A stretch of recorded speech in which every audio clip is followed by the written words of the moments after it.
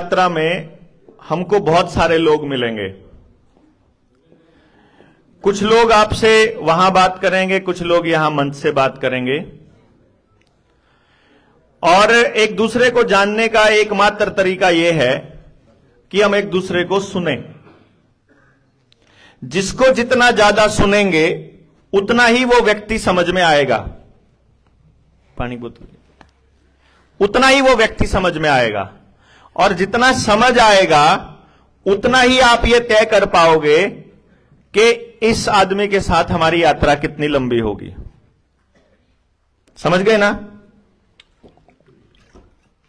दूसरा, आदमी को समझने की प्रक्रिया, व्यक्ति को समझने की प्रक्रिया, यह बड़ी कमाल की होती है।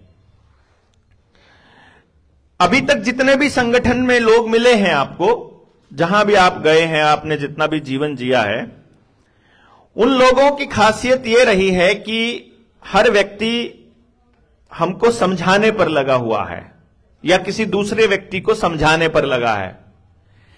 जेएसएम पहला ऐसा संगठन है जो अपने लोगों को समझने में लगा है। तो हम लोग समझ करके आगे चलने वाले लोगों में शामिल हैं कि हम ये समझेंगे कि भविष्य में हमको क्या करना है, किन किन मुद्दों पर आगे बढ़ना है, समाज को कैसे कैसे बचाना है। बिना समझ में आए नहीं बचा पाएंगे। यदि मां को यह समझ आ गया कि जो बाजार में मिलने वाला नमकीन का पैकेट है, उस पैकेट के पीछे पलटकर मुझे देखना है कि इस पैकेट में क्या क्या है, और उन केमिकल के बारे में पता करना है इंटरनेट से कि इस केमिकल से क्या क्या बीमारियां, क्या क्या साइड इफेक्ट हो सकते हैं।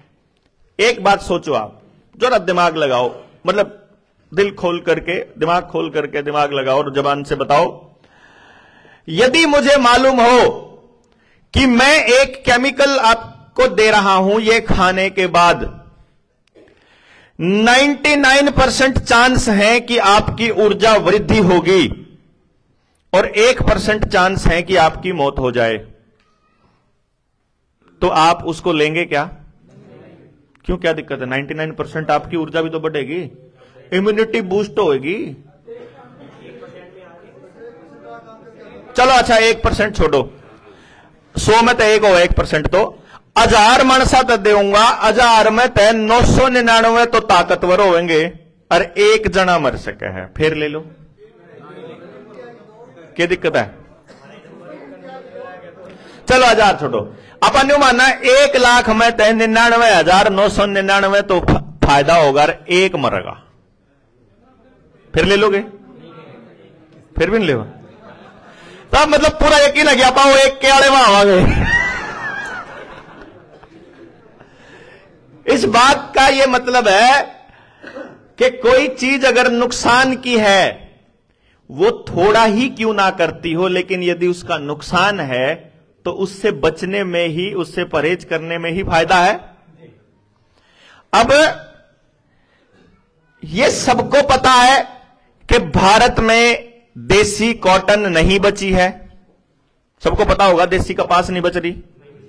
यह भी सबको पता है कि बीटी कॉटन है भारत के अंदर जितना नरमा है, क्योंकि यहां के एरिया में तो कपास का काफी खेती होती है।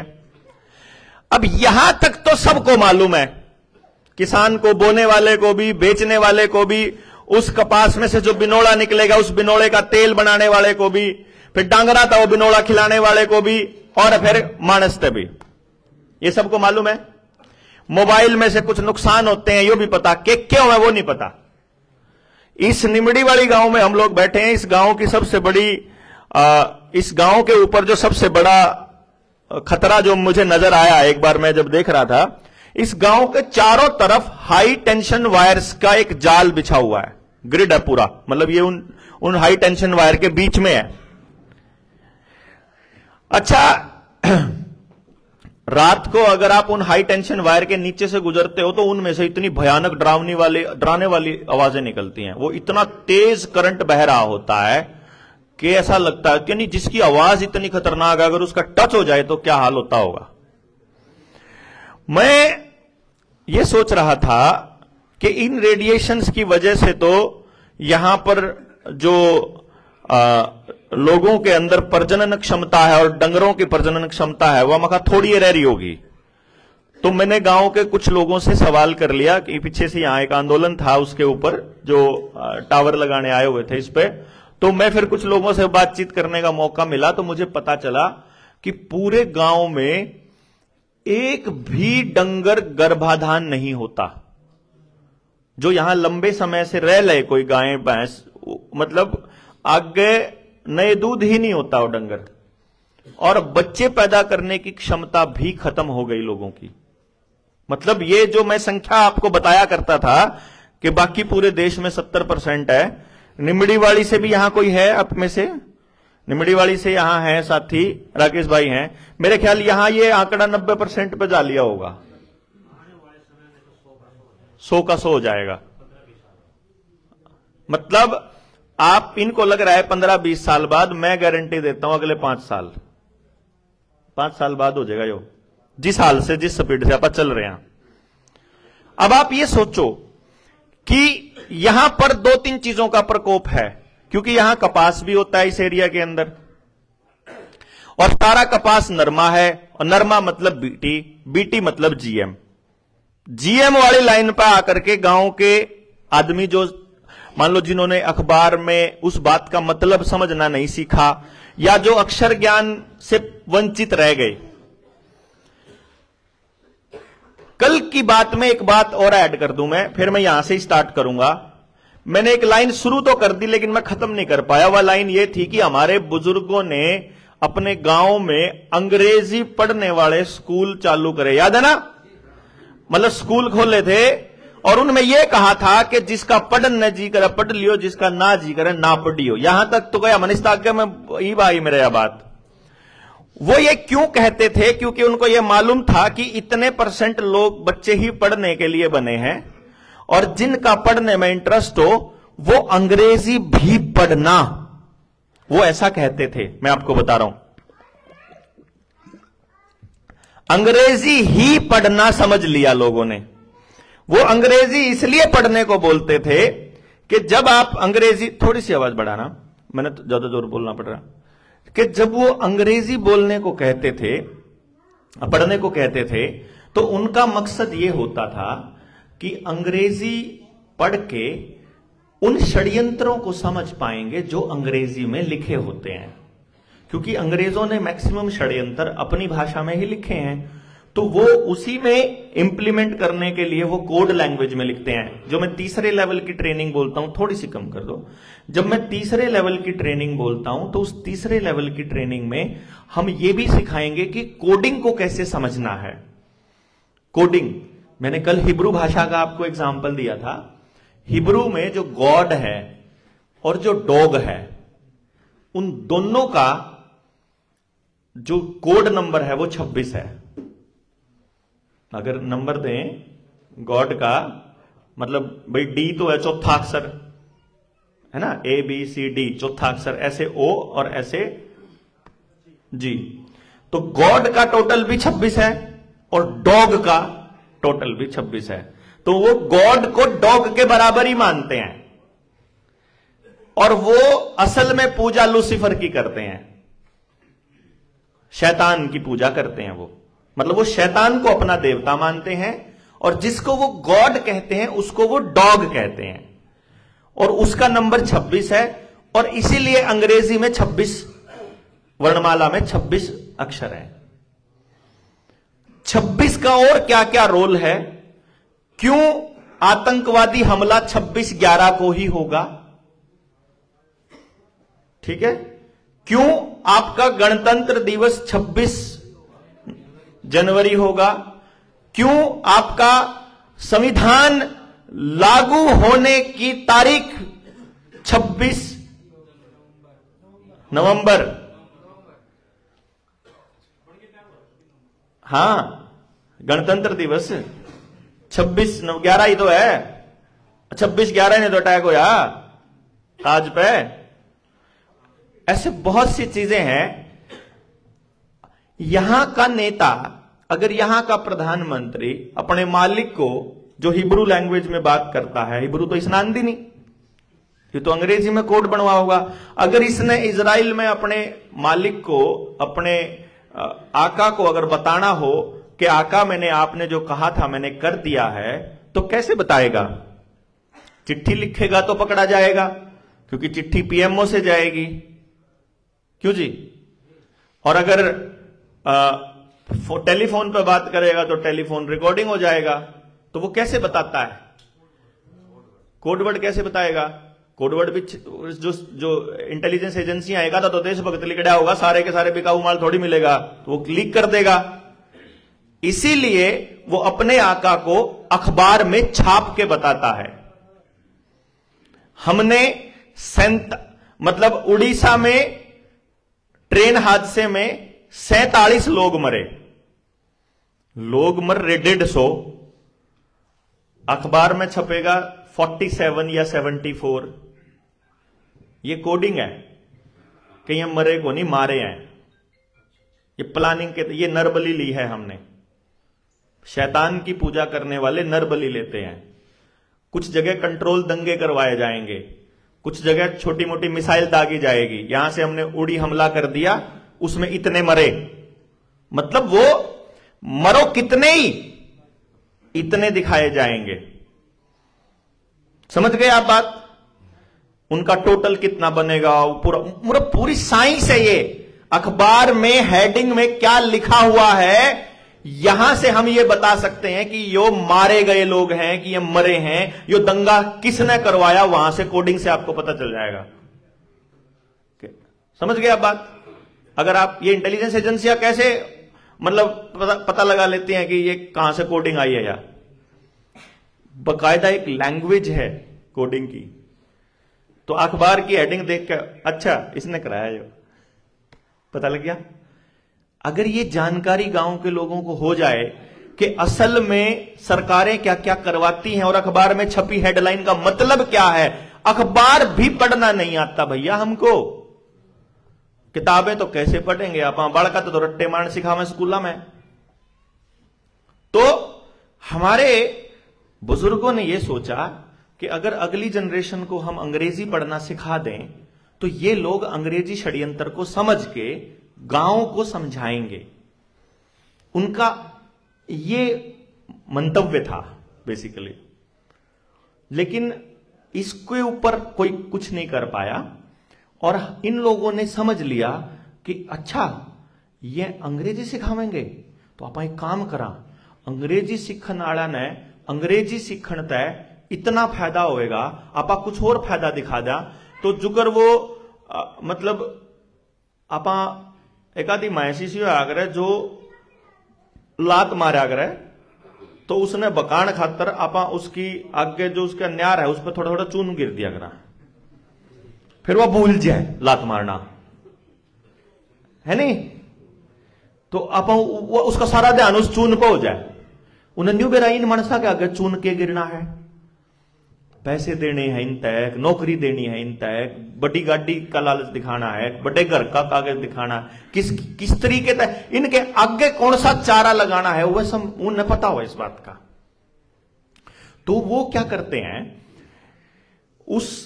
उनकी कही बात को, उनकी बात को समझ के और उसी हिसाब से षड्यंत्र चालू कर देते हैं।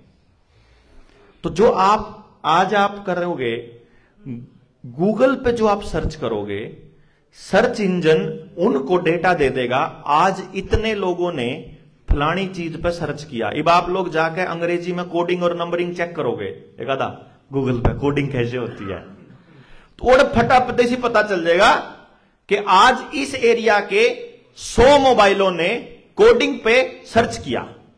आज का टॉप ट्रेंडिंग वर्ड, मतलब आज का इतना ट्रेंडिंग वर्ड ये था, इतना सर्च किया शब्द ये था, इतना सर्च किया शब्द, समझ रहे हो ना आप बात? ये वो उनको बता देता है। तो उससे उनको ये पता चल जाता है कि इतने लोगों को तो रोथस्चिल्ड के बारे में पता चल लिया, इतने लोगों को न्यू वर्ल्ड ऑर्डर का पता चल लिया, इतने लोग रुपए पे सर्च करने लग रहे, इतने कर्जदार हो लिए, तो अब हमें किधर को जाना चाहिए? जब उनको लगेगा कि अब लोग पेस्टिसाइड और यूरिया की बात करने लग गए और अब ये पेस्टिसाइड और यूरिया को छोड़ने वाले हैं, उससे पहले ऑर्गेनिक खेती के लिए सरकार कह देगी कि ऑर्गेनिक खेती करो, हम प्रमोट करेंगे। अब हम करना भी चाहते थे, सरकार ने भी कह दिया, तो आप उड़े पहुंच जाएंगे। फिर वह आपको अनुदान दे देगी 30 लाख का, फिर आपने सब्सिडी दे देगी।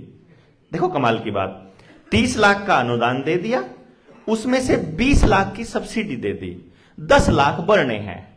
20 लाख रुपये आपने सोचा 20 तो फ्री के हैं, 20 लाख की बढ़िया सी 4 व्हीलर कार आएगी या मकान पे ला देंगे। इब आप काम करने लग गए, आप समाज को बचाना चाहते थे, बचाते बचाते एक बात आ गई और मैंने कहा मैं सरकार यो गलत कर रही है, तो वो फिर उस डिपार्टमेंट का आदमी आओ, क्या कर रहा तू, क्या हो गया, सरकार के खिलाफ बोलने लग रहा, तो फिर बोलूंगा नहीं, तेरा कॉन्ट्रैक्ट कैंसिल हो जाएगा, तो हो जाने दे, समाज का बुराई थोड़ी देगा। अरे पूरे 30 लाख भरने पड़ेंगे, उसकी तो गाड़ी ले ली, उस 30 लाख की तो गाड़ी ले ली, पूरे 30 क्यों कर भरूंगा, ये पूरे 30 भर जा सरकार के खिलाफ तो बोलना हो तो, और नहीं तो चुप हो जा, तो तेरा फायदा हो गया, बात खत्म, मरण दे न बाकी न स्थिति कराने दे, तना 1 करोड़ वाली सब्सिडी दुआ दूंगा, अगली बार तना 1 करोड़ दुआ दूंगा, तो अपना बड़का ने बढ़िया पढ़ा, विदेश भेज, कड़ी भेज, तो ना बोल रहा बस। वो जो बेचारे उसके पाछे लाग रहे थे, जो उन्हें बढ़िया सोच रहे थे, वो जो उसने अपना नेता मान रहे थे, वह बाट देख रहे हैं नेताजी कब बोलेंगे, कोरोना भी आ लिया, लॉकडाउन भी लाग लिया, नेताजी बोलो। नेताजी ने कहा ना भाई, मीडिया में उल्टा चल पड़ेगा, सरकार की खिलाफत करी रगड़ देंगे, उन्हें असल में तो उन्हें सब्सिडी आड़े देने पड़ेंगे जब बोलेगा तो, नहीं समझे। असली तो कहानी यह है को फंस रहा है, और आपको उसने इतना समझदार बनाया नहीं, और बनाया के आप बने ही नहीं। आपने तो न्यू सोच लिया अकबला बतेरा समझदार है, यू आप पे कर लेगा, जो कुछ यू करेगा ठीक के करेगा, आप तो जो कुछ यू कहेगा वो कर देंगे। आंख मीच के बैठ गए, बुलारा के ऊपर किस किस टाइप के दबाव है रे, वो थोड़ी बेरा कि नहीं। इसीलिए हम क्या कहते हैं कि इससे पहले कि वो टाइम आ जाए कि जब बुलारा ने बेरा हो और वो बोल ना पाए, भाई मान लो मेरे दो है,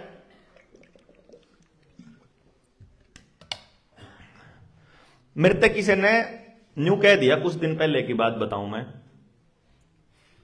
कि एक आदमी न्यू कह रहा था कि वो इतनी बड़ी ताकत के खिलाफ बोल रहा है, वो अभी तक जिंदा कैसे है। मखा नहीं अभी बड़ा खबरी कि मैं जिंदा कैसे हूं। फिर न्यू बोला, कोई आदमी न्यू कह रहा था कि इसका छोरा फलाने स्कूल में पढ़ा कर है, और यह खबर वहां चलती है जहां कुछ सत्ताधीश बैठते हैं कि इनके परिवार कड़ा कड़ा रहे, इनके परिवार की डिटेल लेके आओ। मेरे लोकल थाने में सीआईए के निर्देश पर रॉ और होम मिनिस्ट्री आई और न्यू पूछण आई कि इसके परिवार में इसकी बाण, इसके जिज्जे, इसके फूफे, इसकी बुआ, इसके मामा, कोई तो इंडस्ट्री चलांदा होगा, किसी पर तो कुछ होगा, किसी ने तो रगड़न करा होगा। तो महा कह दिए उन्हें कर लेगा पता, भाई मुन्ना मेरा कुछ नहीं पाया, पिछले 10 सालों में आपा ने कड़ी कोई दस्तक ही नहीं कराया आज तक। मैंने बेरा था, मेरा 2012 में समझ में आई थी कहानी, 14 में मैंने बैंकिंग यूज करनी बंद कर, 14 में मैंने किसी भी जगह साइन करना बंद कर दिया था। तो जड़ा अपने खिलाफ कोई कागज नहीं, रिंग लो है, कुछ नहीं पावा इनने अपने खिलाफ। ठीक, मारे खिलाफ झूठा तो कोई पैदा कर देगा, नहीं तो अपने समाज में एक मानस, एक परिवार ऐसा नहीं पाओगा जो न्यू कह देगा कि इस मानस के कैरेक्टर में यह खराबी है। सब जाने आपस में रोज उठे बैठे, जिनके घर जान लाग रहे सब। देखो भाई, चोर आदमी अपनी आदत से बाज नहीं आता कभी भी, ठीक है ना। मैंने पहले आदत थी चोरी की, मैंने कदे पीछे नहीं ठाए किसी के, मैंने कदे किसी का सामान नहीं ठाया, पर मैंने बढ़िया पेन देख के मेरा जी ललचा जाए, पेन चोर था मैं। इब समाज थोड़ा सा ठीक सर सोचने लग गया, तो मैं जब न्यू कहूं पेन बढ़िया ले रहा भाई, उन्होंने कहा ले लेता हूं पेन का वो भी जिब मेरा पेन मेरे तो ना हो जिब, मतलब इस तो ऊपर तो मेरे में कोई मन ऐसा न्यू नहीं लगता कि मन में रगड़ सके। पेन चोरी पर तो मन में देख रगड़ नहीं सकते, वो तो मैं आप पे कह दूंगा। अब वो ये सोचते हैं, ये मैं इसलिए बता रहा हूं क्योंकि कल आपका नेतृत्व कोई भी करेगा, और अगर आप चुप बैठ गए तो उस आदमी की कोई मजबूरी हो सकती है, अपनी नहीं है कोई मजबूरी, मैं आपने बताऊं, लेकिन किसी की भी हो सकती है। इसलिए मैं आप लोगों को उस आखिरी टाइम के लिए तैयार करना चाहता हूं कि जब आपका नेतृत्व करने के लिए कोई भी नहीं बचा, तब आप खुद नेतृत्व करोगे इस जेएसएम का, मतलब अपने आप खड़े होकर के उस लेवल पर। मतलब हमको नेतृत्व देने वाले लोग तैयार करने हैं, फॉलो करने वाले लोग तैयार नहीं करने। और नेतृत्व हमेशा वो दे सकते हैं जो आंख में आंख डाल करके सवाल पूछ सकते हैं। जो देखो, प्रोग्राम खराब करना अलग हुआ है और सवाल पूछना अलग हुआ है ना जी। तो सवाल अगर हम सही तरीके से पूछेंगे तो हम सीखेंगे, हमें अपनी गलतियों का पता चलेगा कि यहां इस स्टेप पर यह गलती हुई है। और आप लोगों को तैयार करने का मकसद यह है कि अगर मैं कोई कॉम्प्रोमाइज्ड स्टेटमेंट देता हूं तो मेरी स्टेटमेंट का मतलब भी समझ में आना चाहिए, नहीं? अच्छा चलो मैं कुछ बात बताऊंगा, मैं कोडिंग की बात बताऊं। कल आपने ध्यान करा हो, मैं अपने बातचीत करते टाइम मैंने एक मानस यार खड़ा था, मैं उसका नहीं हाथ करके न्यू कर रहा था। आप में तो किसी का समझ में आया मैं क्या कहूं था? और मैं बीच में न्यू कह गया, मैं जितने मानस साढ़े बैठे हैं, जितने मानस साढ़े बैठे हैं, जो भी आप लोग बैठे हो, मैं क्या कहूं था? मैं असल में उससे न्यू कहने लग रहा था, अरे इन्हें तो दिखा दे कितने मानस बैठे कैमरे वाले तक कहूं था मैं, लेकिन सारे मेरे भाषण की तरफ ध्यान दे रहे थे, नहीं समझे आप? तो हमको बिटवीन द लाइंस भी पढ़ना आना चाहिए, बिटवीन द लाइंस। बहुत सारे रास्ते आएंगे जब हम ट्रेनिंग का मतलब यह होता है कि आपको कि आप कुछ कह रहे हो तो उसको आप क्या बताना चाह रहे हो। तो जो असली बात थी वह यह थी जिस पर मैं कहना चाह रहा था, मैं घना लंबा टाइम ले गया, कि निमड़ीवाड़ी में अगर लोगों को यह पता होता कि यहां अगर ये टावर आ गई, ये पावर ग्रिड आ गई, तो इनकी अगले डंगर और अगली संतानें नपुंसक हो जाएंगी और बांझ हो जाएंगी, तो ये कभी ना लगने देते। लेकिन इनको मुआवजा दे दिया, कल न कह देंगे कि हम तुम जितना मांगो उतना दे देंगे, इन्हें तो पर्ची छापनी। कल आपको बताएंगे पर्चियां कैसे छपती हैं, मतलब किस तरह से आपकी प्रॉपर्टी को जीरो किया जाता है। और कल तो मैं राकेश भाई, कल जो भी गांव के मौजूद से लोग हैं, अगर वो कल आ जाएंगे तो कल का जो मुद्दा है, कल हम रुपए पे बोल लेंगे, आड़े बैठ लेंगे ऊपर, सारे जितने कसर रहेगी बच जाएंगे, कोई दिक्कत को नहीं। हाँ बाहर बैठ जाएंगे, नहीं तो ओपन में भी जाने का टाइम है, कोई दिक्कत को नहीं है। लेकिन बात यह, कल बेशक लिया होगा मैं ट्राली भर भर के न, और यहां कल के मुद्दे पे आप अच्छा बोल सका, हाँ नीचे खड़े हो जाए, आड़े बैठ जाएंगे, कोई दिक्कत नहीं, हाँ जितना भी हो सकता हो।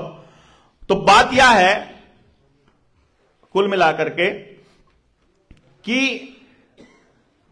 अभी मैं जिस कपास वाले मुद्दे पे आ रहा था, उस नमकीन के पैकेट के पीछे पलटकर जरूर देखना। आज जो मेरी माताएं बहनें बैठी हैं, ये देखना जाकर के कि उस ब्रेड के पैकेट के पीछे कोडिंग में क्या क्या लिखा है। उसमें आर्टिकल, उसमें केमिकल 404, 401 ऐसा करके कोडिंग में लिखे होते हैं वो। फिर उनके साइड इफेक्ट देखना, आपको पता चलेगा जो उस केमिकल को डालने के साइड इफेक्ट हैं वो ऑलरेडी उन कंपनियों ने वेबसाइट पे दे रखे कि ये केमिकल खाने से आपको हल्का हल्का सिर में दर्द रहना हो सकता है, आपके घुटनों में दर्द शुरू हो सकता है, आपको एलर्जी हो सकती है। और आपको पता चलेगा कि अगर आप वो चीज रेगुलर खा रहे हो तो आपके घर में वो बीमारियां ऑलरेडी हैं। तो जब मां ने पता लग गया कि यह चीज खाने से मेरे बच्चे का स्वास्थ्य 1% भी चांस है खराब होने का, तो वो उसको खिलाएगी नहीं। अब ये बात जो मैं आपको बताने जा रहा था, जिस लाइन के लिए मैंने ये इतनी सारा कहानी कह दिया, मैंने 5-6 मिनट लेनी थी वैसे तो सेशन सुनील का है कि अगर कोई भी प्रजाति, कोई भी जानवर, कोई भी इंसान अगर जेनेटिकली मॉडिफाइड आइटम खाता है, उसमें मीठा टमाटर भी आ गया, उसमें सुथरा गोल गोल हरा हरा खीरा भी आ गया, उसमें आजकल की शिमला मिर्च भी आ गई, वो जेनेटिकली मॉडिफाइड आइटम खाने वाले, और ये रिपोर्ट ऑफिशियल रिपोर्ट है ब्राजील की सरकार की, 2020 में उन्होंने एक्सपेरिमेंट किया था। पिछले 10 सालों के एक्सपेरिमेंट से रिजल्ट ये निकलता है कि जो भी संतान या जो भी इंसान जेनेटिकली मॉडिफाइड आइटम खाता है, जो कि आज के टाइम टमाटर, ये गोल गोल सुथरा सुथरा, ये सारे जेनेटिकली मॉडिफाइड हैं, कि जो भी प्रजाति ये खाएगी वो या उससे अगली संतान नपुंसक या बांझ होगी 100%। अब ये बात मां को पता चल जाए तो वह थोड़ी आने देगी घर में नमकीन, फिर तो गांव में पता चल जाएगा तो गांव राम न्यू कह देगा भाई एक काम करो रे, एक बेकरी वाला गांव में ले आओ, अपनी सरसों देसी ले आएंगे, उसको उगाएंगे, उसका तेल कच्ची गाड़ी में अपने गांव में काटांगे और उसी का इस्तेमाल करांगे और उससे नमकीन और उससे बिस्किट बनावांगे। जितने बिस्किट आते हैं बाजार के अंदर, जितना पैकेट वाला खाना आता है, उस सारे के अंदर मैदा ही मैदा होता है। पता करके देखो, लिखा हुआ उसके अंदर ऊपर काजू का बिस्किट, और उसमें पढ़ के देख लो काजू है कितना, 0.04% काजू है उसमें। समझे आप? मैदा कितना है? 90% मैदा है। आप सोचे यू इसका बिस्किट है। समझ गए आप बात? तो अगर मां को यह पता चल जाएगी तो अपने बच्चे को कभी नहीं खराब होने देगी। बाप ने पता चल जाएगा, उन्हें बेरा लाग जाएगा गांव में के आना चाहिए। गांव के दुकानदार ने पता चल जाएगा, वो दुकान पे चिप्स कुरकुरे बिस्किट या नमकीन लाना बंद कर देगा, क्योंकि उन्हें पता लग जाएगा कि मेरी दुकान पे बिकने की वजह से मेरी अगली जनरेशन बर्बाद होने लग रही है। तो पूरा मुहिम चलाना पड़ेगा पूरे गांव को बचाने का।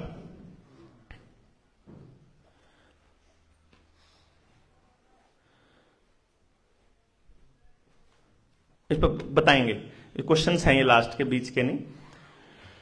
तो अभी आपको इस पे पूरा हो देंगे। तो अभी आपको सिर्फ इतना समझना है कि समझ ही समाधान है। जो बात मैं कह रहा हूं कि पता लगने के बाद हमको मालूम पड़ जाएगा कि हमने अपने बालक तक के खुआना के नहीं खुआना, और उसके लिए खेत के किसान का समझदार होना बहुत जरूरी है।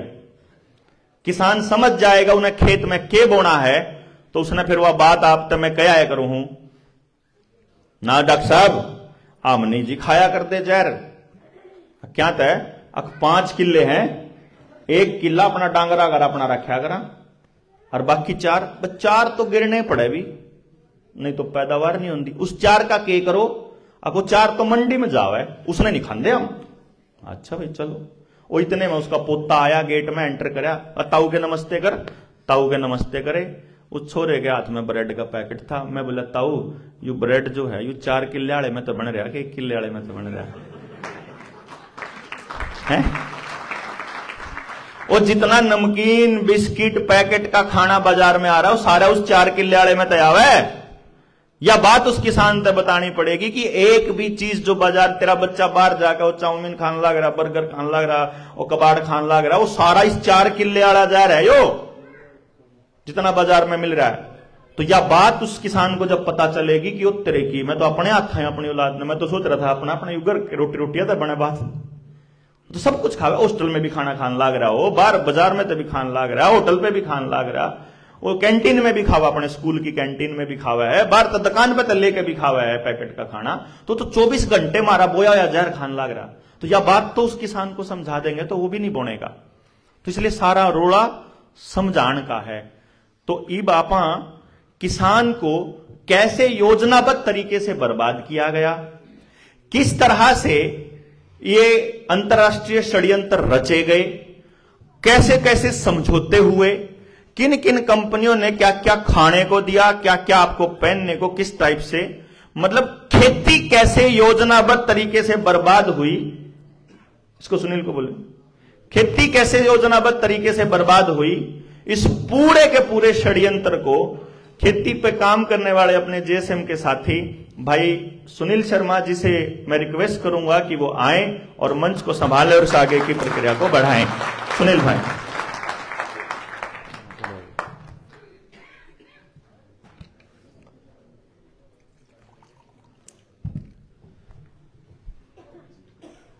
ओके अगर भाई रोई तारा बीज मरा है, सुने ऐसा? थारा खूंटा खाली हुआ है, सुना ऐसा? मारे हरियाणा की गाड़ी होया कर दी है। ऐसा लगा एकदम तो क्या हो गया। असल में ये गाड़ी बहुत खतरनाक थी, इस पर ही चर्चा करेंगे। भाई क्या हो गया? आप सबको नमस्ते जी, राम राम।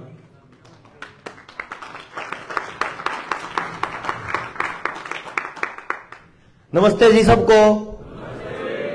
अच्छा पहले भी इतनी आई थी तो फिर क्या बात, पहले नमस्ते में कुछ कमी थी? अच्छा ये हुई ना बात। देखो ये था अंतर, पहले नमस्ते नहीं थी, पहले गाली थी, अब नमस्ते थी तो उसका असर ये है। असल में जब किसी का बुरा करना था तो उसके लिए ये शब्द थे, थारी बीज मारी होगी, थारा खूंटा खाली होगा। खूंटा खाली होने का मतलब पशुओं का बीज नाश।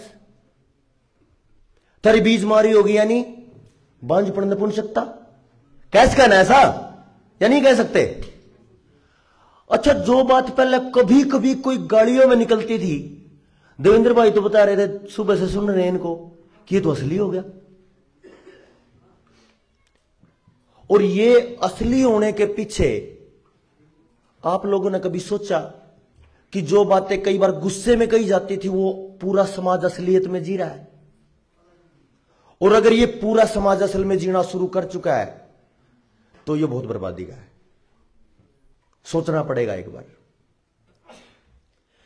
जब बात आती है बीजमारी की, उसी समय एक बात आती है बीज संवर्धन की, बीज बचाने की।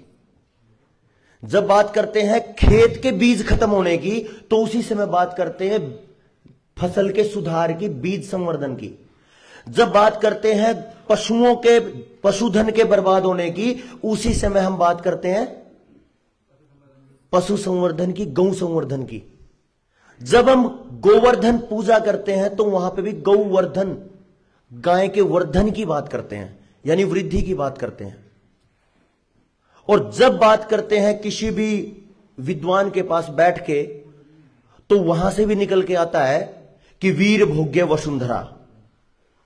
अगर जननी जने तो भक्त जन, या दाता या शूर, ना तो जननी बांझ रहे काहे गवाए।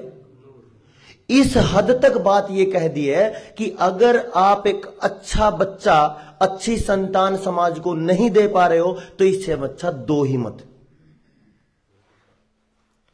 अब ये तो तीनों टाइप की बात हो गई। हमारे ही समाज ने बच्चे पैदा करने पे भी बात कर ली, हमारे ही समाज ने गाय और भैंस और यानी पशुओं पे भी बात कर ली, और हमारे ही समाज ने खेती पे भी बात कर ली। लेकिन इतने उच्च स्तर की पूरी व्यवस्था होते हुए, इतने विद्वान होते हुए, इतनी समझ होते हुए, जैसे देवेंद्र भाई कह रहे थे ना कि समझ ही समाधान है, इस समझ पे बात करनी पड़ेगी। लेकिन जो ये सारी बातें मैं कह रहा हूं अभी, ये तो पहले थी। इसका मतलब पहले समझ थी, और समझ थी तो फिर दिक्कत क्यों आ गई? सोचना पड़ेगा ना। तो मैंने कई जगह देखा। अब मैं 3-4 दिन पहले एक सभा में था, काफी विद्वानों की सभा थी। एक ताऊजी उठे, बोला भाई कुछ कर लो, कुछ नहीं होना। अच्छा क्यों नहीं होना? दुख अपने परिवार वालों को बोलो, वे नहीं मान दे। अपने पिताजी को बोल लो, वो नहीं मान दे। अपनी श्रीमती ने, अपनी लुगाई ने बोल लो, वो नहीं मान दे। अपने भाई ने बोल लो, वो नहीं मान दे। दुनिया ने कैसे मना लोगे? सवाल भी ठीक है या नहीं है? लेकिन मैं उनको एक सवाल कर रहा था कि भाई आप थोड़ा सा पीछे चले जाओ, 200 साल पहले, 250, ज्यादा दूर भी नहीं तो 50 साल पहले, थोड़ा सोच लो। 50 साल पहले क्या ये हालत थी पशुओं की, या समाज की, या खेतों की? ये हालत थी। लेकिन ये हालत 50 साल में होगी? अगर 50 साल में पूरा समाज बदल गया है तो इसका मतलब किसी ने तो बदला होगा। तो कोई तो ऐसा बैठा है जो पूरे समाज के बदलाव की बात करता है और बदल भी देता है, और हम अपने एक परिवार के किसी एक आदमी पे अटक जाते हैं, और अगर उसको ना बदल पाए तो फिर कहते हैं कि कोई नहीं बदलता, घर में रखी मारो। तो केवल और केवल जो यहां पे मैं एक बात मतलब गूढ़ता से और गहराई से कहना चाहता हूं कि जो ये लोग बैठे हैं, मैं कल नहीं आया था तो मैंने कल वीडियो देखी और मैं देवेंद्र भाई को एक बात कह रहा था कि आज थोड़ी सी संतुष्टि है, क्योंकि हमारे विचारक जो साथी अपने भाई हैं उनकी संख्या धीरे धीरे बढ़ रही है। और मुझे पिछले जनता सरकार मोर्चा के बने हुए 2 साल हो गए, उससे पहले सभी साथी अपने अपने रास्ते पे लगे हुए थे, लेकिन इस 2 साल के दौर में आज मुझे एक शांति सी और मिली जो संतुष्टि की है। मेरी श्रीमती जी भी साथ में मेरे यहां पे, वो कह रही थी, वो एक बात कह रही थी, जैसे ये गाड़ी में सामान लेते हुए भाई वीर सिंह जी मिले, कर्ण जी मिले और सारे सोनी भाई आ रहे थे और जितने साथी अपने इस परिवार में हैं, बोले जब ये सारे दिखा है ना, ऐसा लगा अपना परिवार सा आ गया। और ये जो विश्वास है, ये विश्वास ही कमाना है जो हमने खो दिया इस टाइम। जब देवेंद्र भाई कह रहे थे ना कि अपने बेटी को छोड़ो, बेटे को भी नहीं हम कहीं भेजना चाह रहे, तो ये विश्वास खोया हमने। और अगर मेरे परिवार में मेरे बच्चे को या मेरी श्रीमती को या मेरे माँ बाप को ये विश्वास बनता है कि भाई जो ये लोग आए हैं आपके पास, ये विश्वास पात्र है, तो हमारे लिए संतुष्टि है। और अब मैं एक निश्चिंत जीवन जी सकता हूं अगर ये परिवार मेरा मेरे साथ है। तो जब हमने ये देख लिया है, जब हमने ये चेक कर लिया है, पूरी तरह जांच लिया है कि भी खेत में तो बुरी हालत हो चुकी है, खेत में हालत बुरी है तो पशुओं में भी बुरी है, सीधी बात है। और जब पशुओं में बुरी है और खेत में बुरी है तो लोगों में तो होनी है। तो ये जो सारी की सारी प्रक्रिया है, कोई तो कहता है ऐसा हो गया, लेकिन हम ये कहते हैं ऐसा क्यों हो गया, क्योंकि ऐसा हो गया ये एक सवाल है भाई, जिसका हमें पता नहीं, बस हमने ये देख लिया ये हो गया, लेकिन ये हो क्यों गया, ये समस्या को समझने की बात है, जिस पे देवेंद्र भाई ने कहा कि समझते हैं। अगर मुझे उसकी समझ आ गई फिर समाधान तो हो ही जाएगा, क्या दिक्कत है। मुझे किसी चीज का पता चल गया तो उसमें दिक्कत क्या रहेगी, फिर तो उसका समाधान हो जाएगा। मैं तीनों बातों पे, जैसे बात खेती की है, बात पशुओं की है और बात अपने मानव समाज की है, बच्चों की है, बच्चे पैदा होने पे उनके स्वास्थ्य की है, उन पे मैं छोटी छोटी बातें आपके बीच में रखूं, उनको बड़े गौर से आप जांचते रहना कि क्या ऐसा हो रहा है। एक केंद्र है हरियाणा में, करनाल में, नेशनल डेयरी रिसर्च इंस्टीट्यूट, राष्ट्रीय पशु अनुसंधान केंद्र उसको बोला जाता है, और वो 1925 का है। कितने साल हो गए, लगभग 100 साल। अगर 100 साल पहले सोचो, थोड़ा 100 साल के इस दौर में आप 1947 से पहले सोचो, 1947 के बाद तो कईयों को धोखा रह जाए कि भाई हम तो आजाद हैं, चलो आप उस धोखे को रख लो, उससे पहले सोच लो थोड़ा, कोई बात नहीं, उस पर बाद में बात कर लेंगे। जो 25 से 47 का जो टाइम है, 22 साल का, उस टाइम पे वो केंद्र स्थापित करा गया। और वो केंद्र क्या था, पशु संवर्धन केंद्र, पशु अनुसंधान केंद्र। और उस अनुसंधान में जो सबसे बड़ा अनुसंधान हुआ है वो ये हुआ कि जो जोटे हैं और जो सांड हैं उनकी समाज को कोई जरूरत नहीं है। तो फिर अनुसंधान किस चीज का, अनुसंधान केवल इस चीज का कि कुछ कंपनियां बनेंगी, कृत्रिम गर्भाधान पे वो बड़ी बड़ी दवाइयां बनाएंगी, बड़ी बड़ी रिसर्च करेंगी, और बिना सांड और बिना जोटे के, भैंसे के अपने पशुओं को नए दूध कैसे किया जाए, इस पे उनके पूरे 98 साल लग गए। तो मैं ये सोच रहा हूं, जब से मेरे को वो समझ आया है सारा, ये पिछले 100 साल का ये पूरा दौर जब आंखों के सामने फिल्म की तरह चलता है, तो मैं ये सोच रहा हूं कि वो अनुसंधान करने वाला था या विनाश करने वाला था, है ना। और जिस समाज से पशु खत्म हो जाता है फिर उस समाज में रहेगा क्या, क्योंकि चाणक्य तो कहते हैं कि पशु, रसोई और खेत, ये तीनों का एक चक्र है जो मानव समाज को जिंदा रखने के लिए जरूरी है। जो घर से निकलेगा उसका वेस्ट आप पशुओं के वेस्ट के साथ, क्योंकि वो भी घर से निकलेगा, उसको खेत में और खेत का घर में। ये जो अर्थशास्त्र है, अगर आप चाणक्य के अर्थशास्त्र का थोड़ा बहुत पढ़ोगे तो पता चलेगा कि रियल अर्थशास्त्र इतना है कि खेत का रसोई में, रसोई का घर का खेत में। लेकिन यहां एक चीज जो जरूरी थी, जो भैंसा, जो मतलब मेल जो प्रजाति है अपनी, भैंसा है या सांड है, उसकी सबसे ज्यादा जरूरत घर में थी। और जब इससे जोड़ा जाता है तो इसको जोड़ के इधर देखो कि आपका जो ब्रह्मचर्य की बात है, घर में एक अच्छा स्वस्थ बच्चा चाहिए, गलत आदतों, जवान अच्छा मजबूत होना चाहिए, वो गलत आदतों से दूर हो। क्यों हो? क्योंकि वो उस बात को पूरा कर पाए, वीर भोग्य वसुंधरा। क्योंकि अगर मां बाप कमजोर होंगे तो वो जो बीज की बात कर रहे थे कि बीज मारी होगी जो आज लगभग होने को है, वो उसमें से निकल के आएगी। वही रास्ता है उसका। हमने तो कई बार गुस्से में गालियां दी होंगी। ठीक है जी। तो जो साथी देख रहे हैं, लाइव चल रही है, वो ज्यादा से ज्यादा शेयर करो। यहां की जो ट्रेनिंग का जो ये सिलेबस है या जो ये चर्चा है, ये बहुत गहरी है और हर एक तक जुड़ी हुई है। अच्छा, एक बात मैं सवाल ही पूछ लूं। यहां पे देवेंद्र भाई कह रहे थे कि पूरा समाज बैठा है, पूरी हर एक बिरादरी बैठे है, अलग अलग मत पंथ के साथी भी बैठे होंगे। तो जो ये चर्चा है तीनों बीजों की परेशानी की, क्या किसी एक बिरादरी की है, किसी एक मत पंथ की हो, किसी निजी परिवार की हो? तो जब ये सबकी है तो फिर सबको बैठ के सोचने की जरूरत है कि नहीं, या नहीं है? और अगर सोच के बैठ के सोचने की जरूरत है तो फिर अब के बाद आपको इस पे 24 घंटे चिंतन करना पड़ेगा।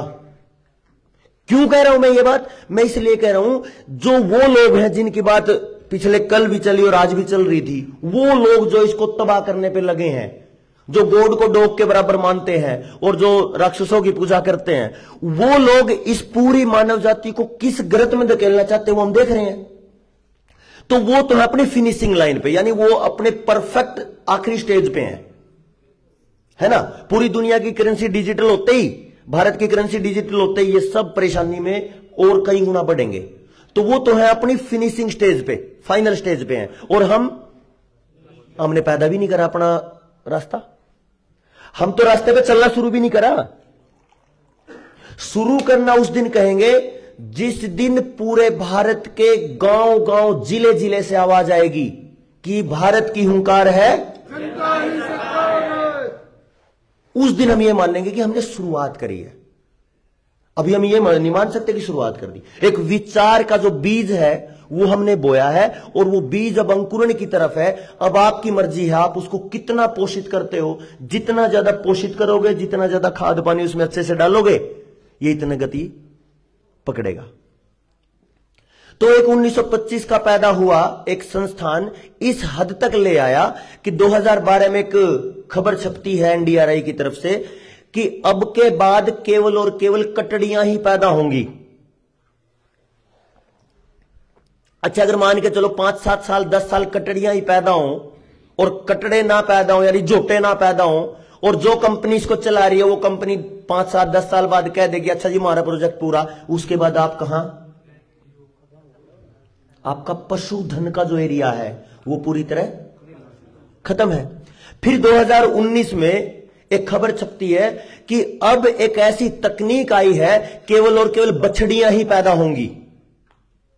तो बछड़ियां पैदा होंगी, फिर वही बात, अगर 10 साल बछड़ी पैदा हो जाए और उसके बाद वो कंपनी भाग जाए अपने प्रोजेक्ट को लेके, फिर ये जो दो बातें हैं इसको आप थोड़ा पीछे लेके समझो। जब मैकाले आया, जब अंग्रेज आए, उन्होंने ये कहा था इस पूरी संस्कृति की जड़ों में गाय है। अगर गाय को काट दोगे तो किसानी खत्म होगी, किसानी खत्म होते ही गुरुकुल खत्म होंगे, क्योंकि दान खत्म होगा, गुरुकुल खत्म होते ही व्यवस्था खत्म हो जाएगी और फिर आराम से हम अंग्रेजी ठोक सकते हैं दिमागों में। अब उन्होंने वो शुरुआत करी थी पौने 200, लगभग 200 साल पहले, और उन्होंने वो शुरुआत करके छोड़ी नहीं। और उसी शुरुआत का एक स्टेप था, एक पग था, एक कदम था 1925 का एनडीआरआई जैसा संस्थान। और इसको जब इसको सर्च करोगे ना एनडीआरआई के संस्थान को, तो पता चलता है एशिया का सबसे बड़ा संस्थान है पशु अनुसंधान पे, यानी यूं कहें कि पशु बर्बादी पे सबसे बड़ा संस्थान है। अब जब उन्होंने 1925 में खोला होगा, तो 1925 में क्या हमारे लिए खोला होगा? अब वो 1925 में खोला गया जो संस्थान है, वो एक योजना का बिंदु था। मैकॉले के टाइम की जो योजना थी संस्कृति उखाड़ के एक नई संस्कृति को पैदा करना, उसका एक स्टेप था। उसका ही अगला स्टेप 2012 की वो खबर थी कि अब केवल कटड़ियां ही पैदा होंगी, और 2019 में वो कह रहे हैं कि केवल बछड़ियां ही पैदा होंगी। अब एक बात बताओ, जो मैंने आपको नहीं दी थी वो गाली, जो हमारी 10, 15, 20 साल पहले जो हमारे समाज में गालियां थी, ये गालियां अब असल में नहीं होगी क्या? असल में सिद्ध हो रही है कि नहीं हो रही है? और अगर ये सिद्ध हो रही है तो ये परेशान किसको करेंगी? किसको परेशान करेंगी? चलो मैं आपको एक कहानी सुनाता हूं, ये आपको पता चल जाएगा किसको परेशान करेंगी। ये कहानी मेरे को अच्छी लगी। ये भाई रविंद्र भारती, छोटा भाई है अपना टीम का साथी, उसने एक दिन पोस्ट कर रखी वो फेसबुक पे, और वो मेरे को अच्छी लगी। उसमें क्या था, बोले एक मुर्गा था, वो सुबह सुबह बांक दिया करता कुकड़ू को। उसका तो जो परमात्मा ने उसकी व्यवस्था कर रखी उसके जीवन की 4 बजे की, तो वो बोलता पूरा तेज। एक दिन उसका मालिक का गुस्सा आया, बोला इन्हें डेली तंग कर लिए, सोन नहीं देता सुबह सुबह। उठ के बोला अगर तू आज के बाद बोला तो तेरी गर्दन साफ है। अब मुर्गे को डर लगा, बोले जी ठीक है। अगले दिन उठा 4 बजे, मुर्गा बोला ही नहीं। तो उसने देखा मुर्गा बोल नहीं रहा, तो कर क्या रहा है? मुर्गे की पांख फड़फड़ा रही। जैसे कई बार देखा ना, आप देखना जो डांसर होगा ना और डीजे बज रहा हो, तो वो नाच बेच सकना रहे हो, लेकिन उसके पैर नहीं टिकते। कई बार पहलवान हो, अखाड़े में खड़ा हो, उसकी कुश्ती ना हो, तो उसकी बाजू में जरूर फड़फड़ावे, हो गया ना ऐसा? सेम चीज उसके साथ, और उसकी पांख फड़फड़ा रही। अब बोला कि पांख फड़फड़ाने को किसने बोला? आज के बाद पांख भी नहीं फड़फड़ाएगा। अब भाई गर्दन कटने का डर है, तो पांख तो रोकनी पड़ेगी। तो अगले दिन उसने पांख भी रोक ली। तो सुबह उठ के फिर देखा आज मुर्गे ने क्या करा, बोला भी नहीं, और अब देखूं क्या करा, तो पांख भी नहीं फड़फड़ा रहा। तो अब क्या कर रहा, वो गर्दन ऊंची ऊंची करके, जैसे वो डेली बोला करता कुकड़ों को, वो वैसे कर रहा। तो उसको उस पर भी रोक लगा दी। भाई देखिए, ये भी एक्टिविटी रोकनी पड़ेगी, नहीं तो गर्दन साफ है। अब जब ये बात आ गई, तो अगले दिन फिर चौथा दिन था। चौथे दिन उसने देखा आज मुर्गा चुप है, तीनों एक्टिविटी बंद। तो उस दिन बोला कि तेरी तीनों एक्टिविटी बंद है, अब तेरे को कल से अंडे देने पड़ेंगे। अब मुर्गा रो पड़ा है। मुर्गा रो पड़ा, क्यों रो पड़ा? उसने पूछ लिया भाई तू रो क्यों रहा है? बोला रे भाई मालिक, मैं इसलिए रो रहा हूं, मना गर्दन कटवानी तो थी, पर मैं बांक देते हुए कटवाता, अपने स्वाभिमान को देखते हुए कटवाता तो अच्छा था। आज बेइज्जती करवा के कटवाऊं, इसमें फायदा नहीं है। मेरे समाज की हालत भाई उस मुर्गे की तरह हो चुकी है।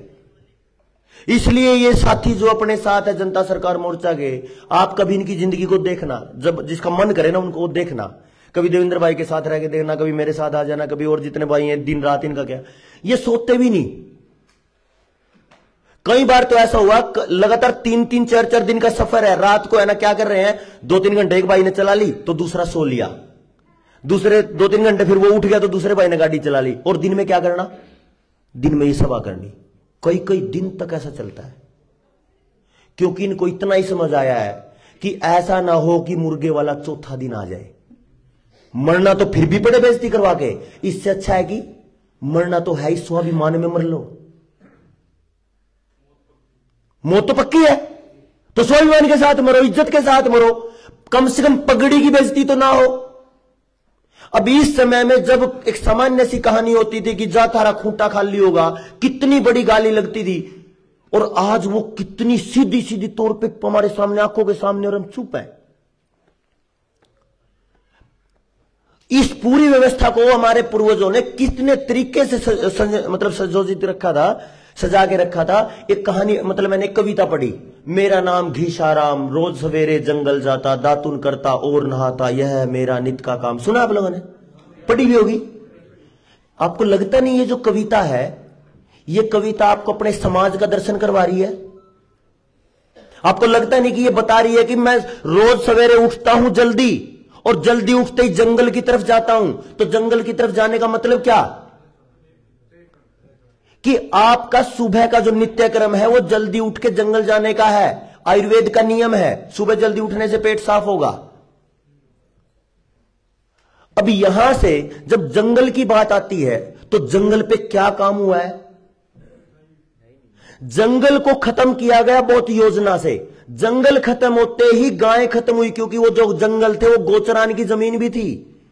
जब गाय की जो व्यवस्था थी वो खत्म हुई तो गाय सड़कों पे आ गई, और गाय सड़कों पे आने से क्या हो गया? अब वो लोगों के खेतों में है, और खेतों में आने से क्या हो गया? मेरा ही ये समाज कहने लग गया, कटवा दो इन्हें सारी फसल का नाश कर दिया।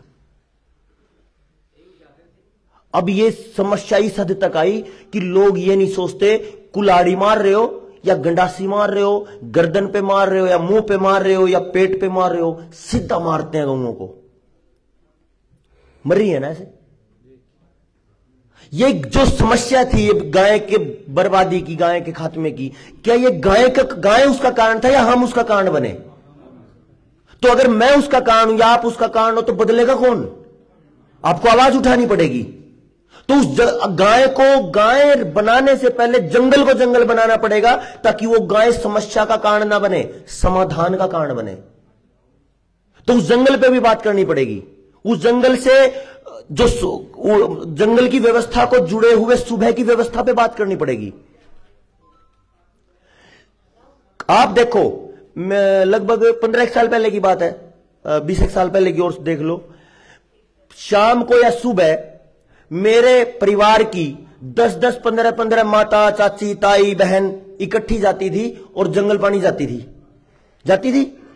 कोई ऐसा केस नहीं मैंने सुना जब उनके साथ कोई छेड़खानी हुई हो। गांव में हुई क्या? उनकी इज्जत के साथ कोई खिलवाड़ हुआ हो, उनको किसी ने कुछ टोक हो, बोला हो? कोई नहीं हुआ। लेकिन धीरे धीरे जैसे ही जंगल खत्म किए गए, जंगल खत्म होते ही लोगों के दिमाग में टेलीविजन के डिब्बे ने क्या डालना शुरू किया? थारी इज्जत तोड़े बाहर घूमन जाए। अरे जो सैकड़ों साल से जंगल की परंपरा हमारी बनी हुई थी, वो एकदम से ऐसा कैसे तैयार होगी कि भाई हमारी इज्जत खराब हो रही है? फिल्में बन गई, टॉयलेट एक प्रेम कथा, जिसके घर में टॉयलेट है उसकी शादी हुई। अरे हद है मतलब। और वो जो सारी व्यवस्था बनी है, उस व्यवस्था ने आपको कहां तक लेके आए? आपके हर घर में टॉयलेट बनी है। कैसे? 1-2 नहीं, हर कमरे में, है ना? तो अटैच बन गया, सब कुछ बन गया। कोठी है तो क्या पता 5 हो, क्या पता 8 हो, 8 कमरे हैं तो 8 ही क्यों ना हो। और उस टॉयलेट ने क्या किया? उस खेत का, यानी उस जंगल के खत्म होने से, गाय के खत्म होने से आपके घर में वो टॉयलेट आई है। और उस घर के उस टॉयलेट में कितना खर्चा हुआ शुरुआत में? जो सामान्य सा आदमी है 20,000, जिसका जुगाड़ ज्यादा नहीं है, लेकिन जो थोड़ा सा पैसे वाला है वो तो अपनी टॉयलेट को किचन से भी कमाल की बना के रखता है, रसोई से भी चकाचक, मतलब सब कुछ ब्रांडेड, सब कुछ टाइल ब्रांडेड, उसका डब्बा ब्रांडेड, उसका जो वो फ्लश का डब्बा ब्रांड, सब ब्रांडेड। और ब्रांडेड कौन? ब्रांडेड वही है जिनकी योजनाओं ने जंगल खत्म किया था, जो जमीन को खत्म करना चाह रहे थे। मेरे साथ एक भाई है आयुष जी, काड़वा गुरुकुल से, वो कह रहे थे आज, नुको भाई पता नहीं ने क्या करा हरियाणा में, पहले तो ये बड़े बड़े रोड निकालने हैं, हाईवे निकाल दिए, और अब है ना उन हाईवे से भी अलग अलग हाईवे निकाल दिए। अब वो क्या है वो हाईवे? वो हाईवे हर गांव की व्यवस्था को चौपट करके उस बड़े हाईवे से जोड़ने गए हैं। तो आपका पशु धीरे धीरे करके खात्मे की तरफ है।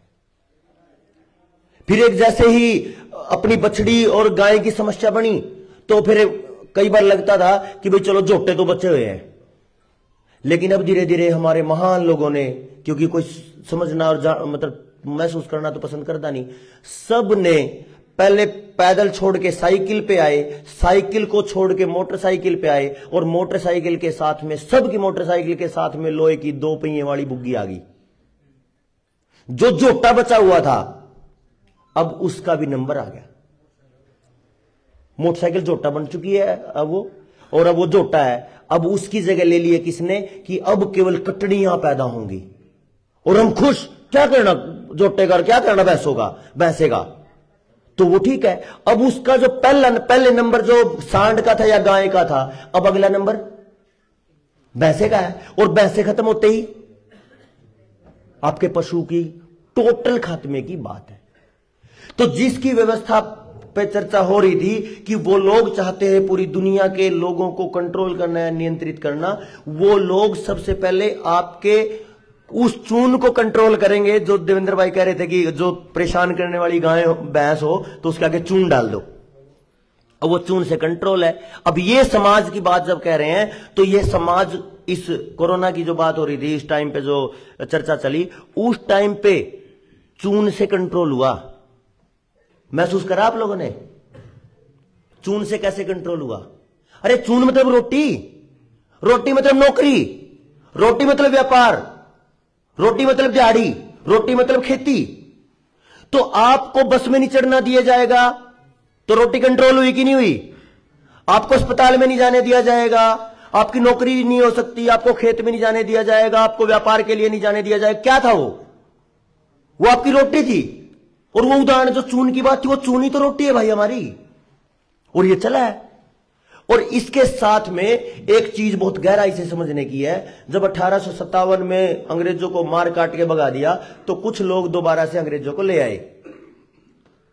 राजू भाई को आप सुनोगे तो उन्होंने बहुत बोल रखा किन किन को कौन कौन लेके आया, तो वो वापस ले आए। अब उन्होंने काम किया, बोले अब है ना व्यापार कम और सरकार बना के, कानून बना के बात करेंगे। तो जब गायें जल्दी खत्म नहीं हुई, अपना पशुधन जो 200 साल लग गए तो भी खत्म नहीं हुआ, तो इन्होंने कानून बना के काम करना शुरू किया।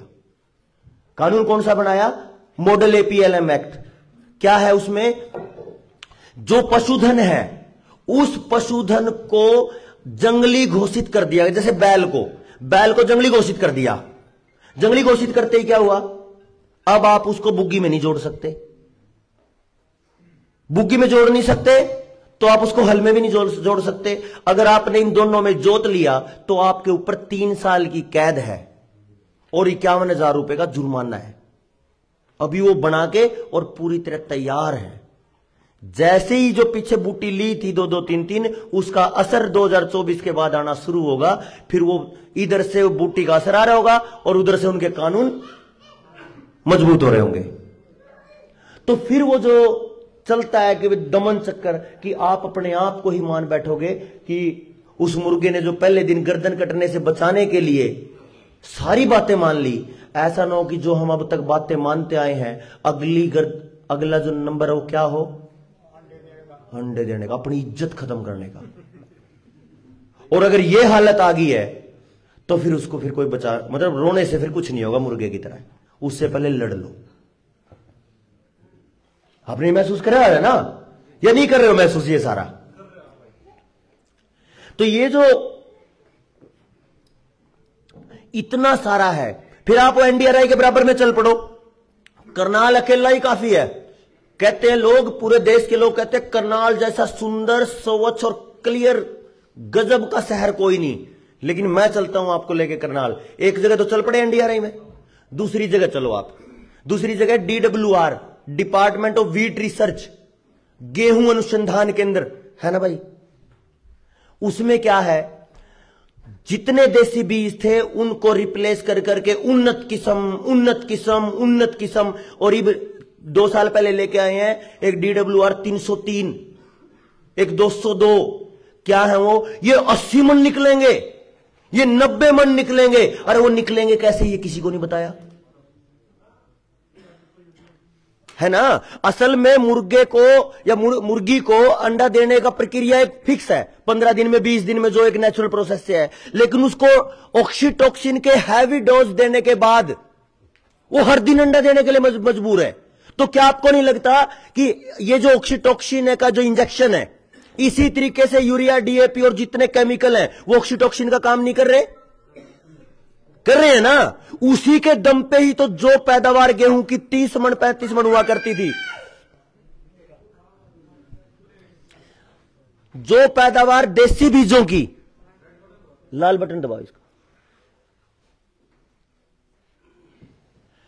जो पैदावार प्राकृतिक रूप से देसी बीजों की 30-35 मन थी, वो 50 मन, 60 मन, 70, 80 और यहां पे भी नहीं रुके 90 मन के लिए।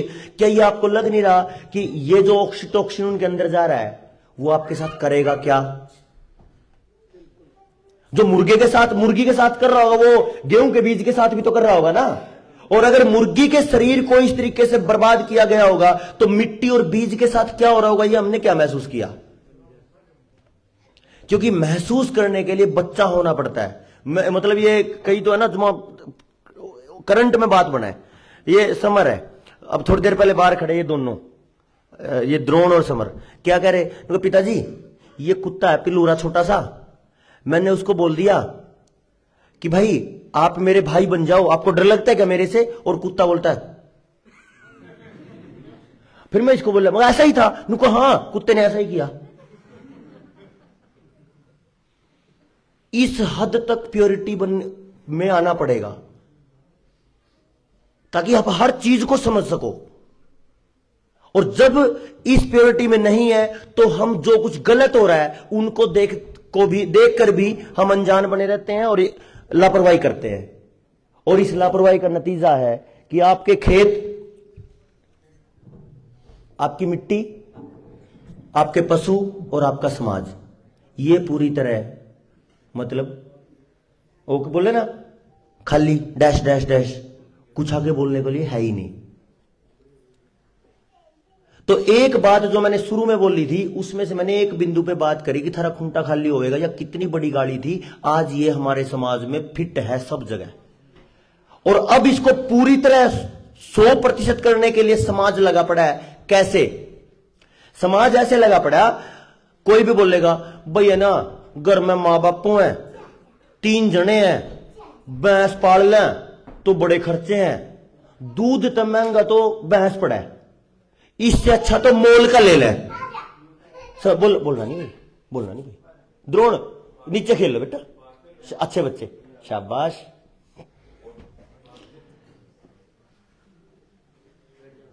ये बात किस किस ने सुनी होगी? अच्छा एक बार ध्यान देना मेरी तरफ। भाई दूध मोल लेना तो बढ़िया, भैंस तो महंगी पड़ा है, सुनिए ना लगभग। अच्छा एक बात बताओ, जब ये विचार कि भैंस महंगी पड़ेगी अगर ये लगातार चलती रहे तो, या पूरा समाज कहने लगे तो क्या होगा? नहीं मिलता है दूध तो। अरे यूरिया से कितना दूध बनता है भाई, पेस्टिसाइड से, ये खादों से कितना सारा दूध बन रहा है, दही भी बन रही है, सब बन रहा है, मावा भी बन रहा है, और छोड़ो है ना। तो फिर हम क्या करेंगे जब पूरा समाज ये कहने लगेगा कि भैंस महंगी पड़ती है और दूध सस्ता पड़ता तो मोल ले लो, तो वो धीरे धीरे करके मोल क्या मिलेगा? पैकेट का। जिन जगह पे ये पैकेट का दूध मिलता है वहां पे गाय बांधना अपराध है। सेक्टर में जाओ किसी शहर के, उसमें गाय को नहीं रख सकते, कुत्ते को रख सकते हो? तो गाय को रख नहीं सकते, तो वहां पे जहां गाय नहीं रखी जा सकती वहां पे पैकेट का कबाड़ मिलता है हर चौक पे। और उन सेक्टरों में रहने वाले कौन है? वो नौजवान हैं जिनके गांव में 2-2 हजार गज के घर हैं, और वो अपने बापू के इस बात के कहने से कि बेटे पढ़ लिए, डला में नहीं कुछ भी, खेता में नहीं कुछ भी, और डला में नहीं है कुछ भी, तो पढ़ लिए। पढ़ेगा तो क्या करेगा? 2 पैसे की नौकरी मिल जाएगी, और 2 पैसे की नौकरी मिलेगी तो शहर में रह लिए। स्टैंडर्ड था, और वो स्टैंडर्ड कौन सा? वो जो देवेंद्र भाई ने बताया, मैं भी बता रहा हूं, पैकेट का दूध, कबाड़ उन कबूतर खाना में, पैकेट की दही, पैकेट की लस्सी, और जो भी नमकीन बिस्कुट जो कुछ भी आ रहा है, सब कुछ वो कबाड़ खिलाने के लिए उस बापू ने ये कह रखा, पढ़ लिख कर मजबूत और समझदार बन जाइए ताकि वो कबाड़ खा सके, है ना। और घर में 2000 3000, कहीं कहीं तो इसे हैं जो खेता में घर बना रहे, पूरे 1 किले नहीं रहे घर घर खातर। और वो आप क्या कह रहे हैं कि अब हम मॉडर्न हुए। अब इसमें से एक बात निकल के ये आती है कि भाई मैं लगभग 30 साल तो मेरे को पढ़ते हुए हो गए। भारत एक विकासशील देश है, हो गए ना। अच्छा 30 साल में ये कब विकसित होगा जी? 30 साल तो मेरे को हो गए, और ये किताबें तो छपी होंगी आजादी आते ही, तो फिर कब विकसित होगा? तो इसका मुझे अभी पता चला जवाब। ये विकसित और विकासशील का मतलब क्या है, इसको ध्यान से सुनना आप। जब आपका समाज, आपका परिवार उन लोगों की व्यवस्था के अनुसार चलने लगे जो डॉग को गोड को डॉग कहते हैं, उनकी व्यवस्था के अनुसार चलने लगेगा पूरी तरह, उस दिन आप विकसित होंगे। क्या क्या करना पड़ेगा उसके लिए? उसके लिए जैसा पिछले 20 साल में हुआ, हर घर की रसोई से किसी भी बहन को बाहर निकालना पड़ेगा। लड़का लड़की एक समान का नारा देना पड़ेगा, क्योंकि उससे पहले तो हमारी जितनी चाची ताई दादी रही उनको जमा मतलब पशु तो भी गंदी रही है। वो ना मेरे दादा के लिए मेरी दादी ने खेत में काम करा, ना उसने हड़ जुतवाया, ना उसने वो रोटी लेकर गई, उसने तो कुछ भी नहीं करा। करे जी है ताई, बताया दो एक बार। तो फिर बराबर कौन ही? तो पहले बराबर थे कि बराबर है? मतलब अब बराबर है जब ये कहते हैं कि देख इतना ही तो मैं कमाऊं, इतना ही तू कमावे, सीधा रहिए, और नहीं अपने तलाक ले ले। न्यू तो चल रहा है, गलत चल रहा। और जय कोई न्यू कहता है मैं तो घर संभालूंगी, तू कमा के जो ले आवेगा रुखा सूखा मैं चला लूंगी काम, वह मेरा क्या है? वह तो पुराने जमाने की बोली बूच है। यही तो चल रहा है। नहीं चल रहा तो बताओ। तो पहला काम है विकसित होने के लिए, वो है अपने घर की किसी भी बहन बेटी को कहां लेके जाना? रसोई से बाहर। रसोई से बाहर होते ही एक तरफ तो रसोई से बाहर करेंगे और दूसरी तरफ कानून बनाएंगे। बोला तो था अभी थोड़ी देर पहले, कानून बना के काम करेंगे। कानून क्या बनाया? कानून ये बनाया कोई भी लड़की की शादी 16 से 18 मतलब 18 से पहले नहीं करेगा। अच्छा इस पर भी मैंने गणिया बुढ़िया तो बात करी, जो 16-18 का क्या चक्कर था, ये तो 21 कर दी, उस पर तो आऊंगा, तो 18 पे कर दी। तो ये चक्कर क्या था, ये समझ में नहीं आया। तो समझ में ये आया, मैंने कितनी सारी बुजुर्ग जो ताई थी दादी थी उनसे बात करी है, उनने एक बात कही, अगर बेटे ब्याह तो कर दिया करते 12-13 में भी, लेकिन एक आधी बार भेज दी, 2-4 दिन पीछे ले आई के मेरा 4 साल नहीं भेजे थे, यही था नहीं। तो इसका मतलब क्या था कि भाई उस बच्चे के दिमाग को सीधा सेट कर देना है कि भाई अब तेरा जीवन में होने वाला पति ये है, दिमाग उल्टा नहीं चलाना। तो जब लगे कि अब इसकी उम्र होने को है तो उसको फिर गृहस्थ में भेज दो, लेकिन मानसिकता कहां बना दो? थोड़ी उम्र में। लेकिन वो बाल विवाह कहां था? जिस लड़की को 13 की 14 की उम्र में शादी करके 4-5 साल अगर ससुराल में भेज जाओ तो बाल विवाह है वो तो समाज की इतनी शानदार व्यवस्था है कि मतलब मैं तो उन बुजुर्ग औरतों को, बहुत सारे बूढ़े जो दादा रहे उनसे मैंने पूछा, उन्होंने तो इतना शानदार काम करा। लेकिन इनका जो टारगेट था वो टारगेट बीजमारी की बात थी जो पहले कही थी।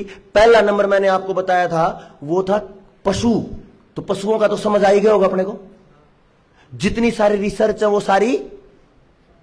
एक और बात, अगर किसी पशु को 3 बार इंजेक्शन लग जाए और इंजेक्शन से 3 बार बच्चा पैदा कर दे, वो कोई भी गाय या भैंस या बकरी या कुछ भी, तो वो 3 साल के बाद उसका शरीर खराब हो जाता है।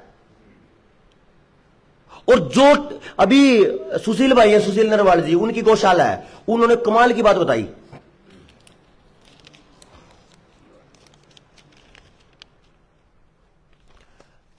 उन्होंने एक काम की बात बताई।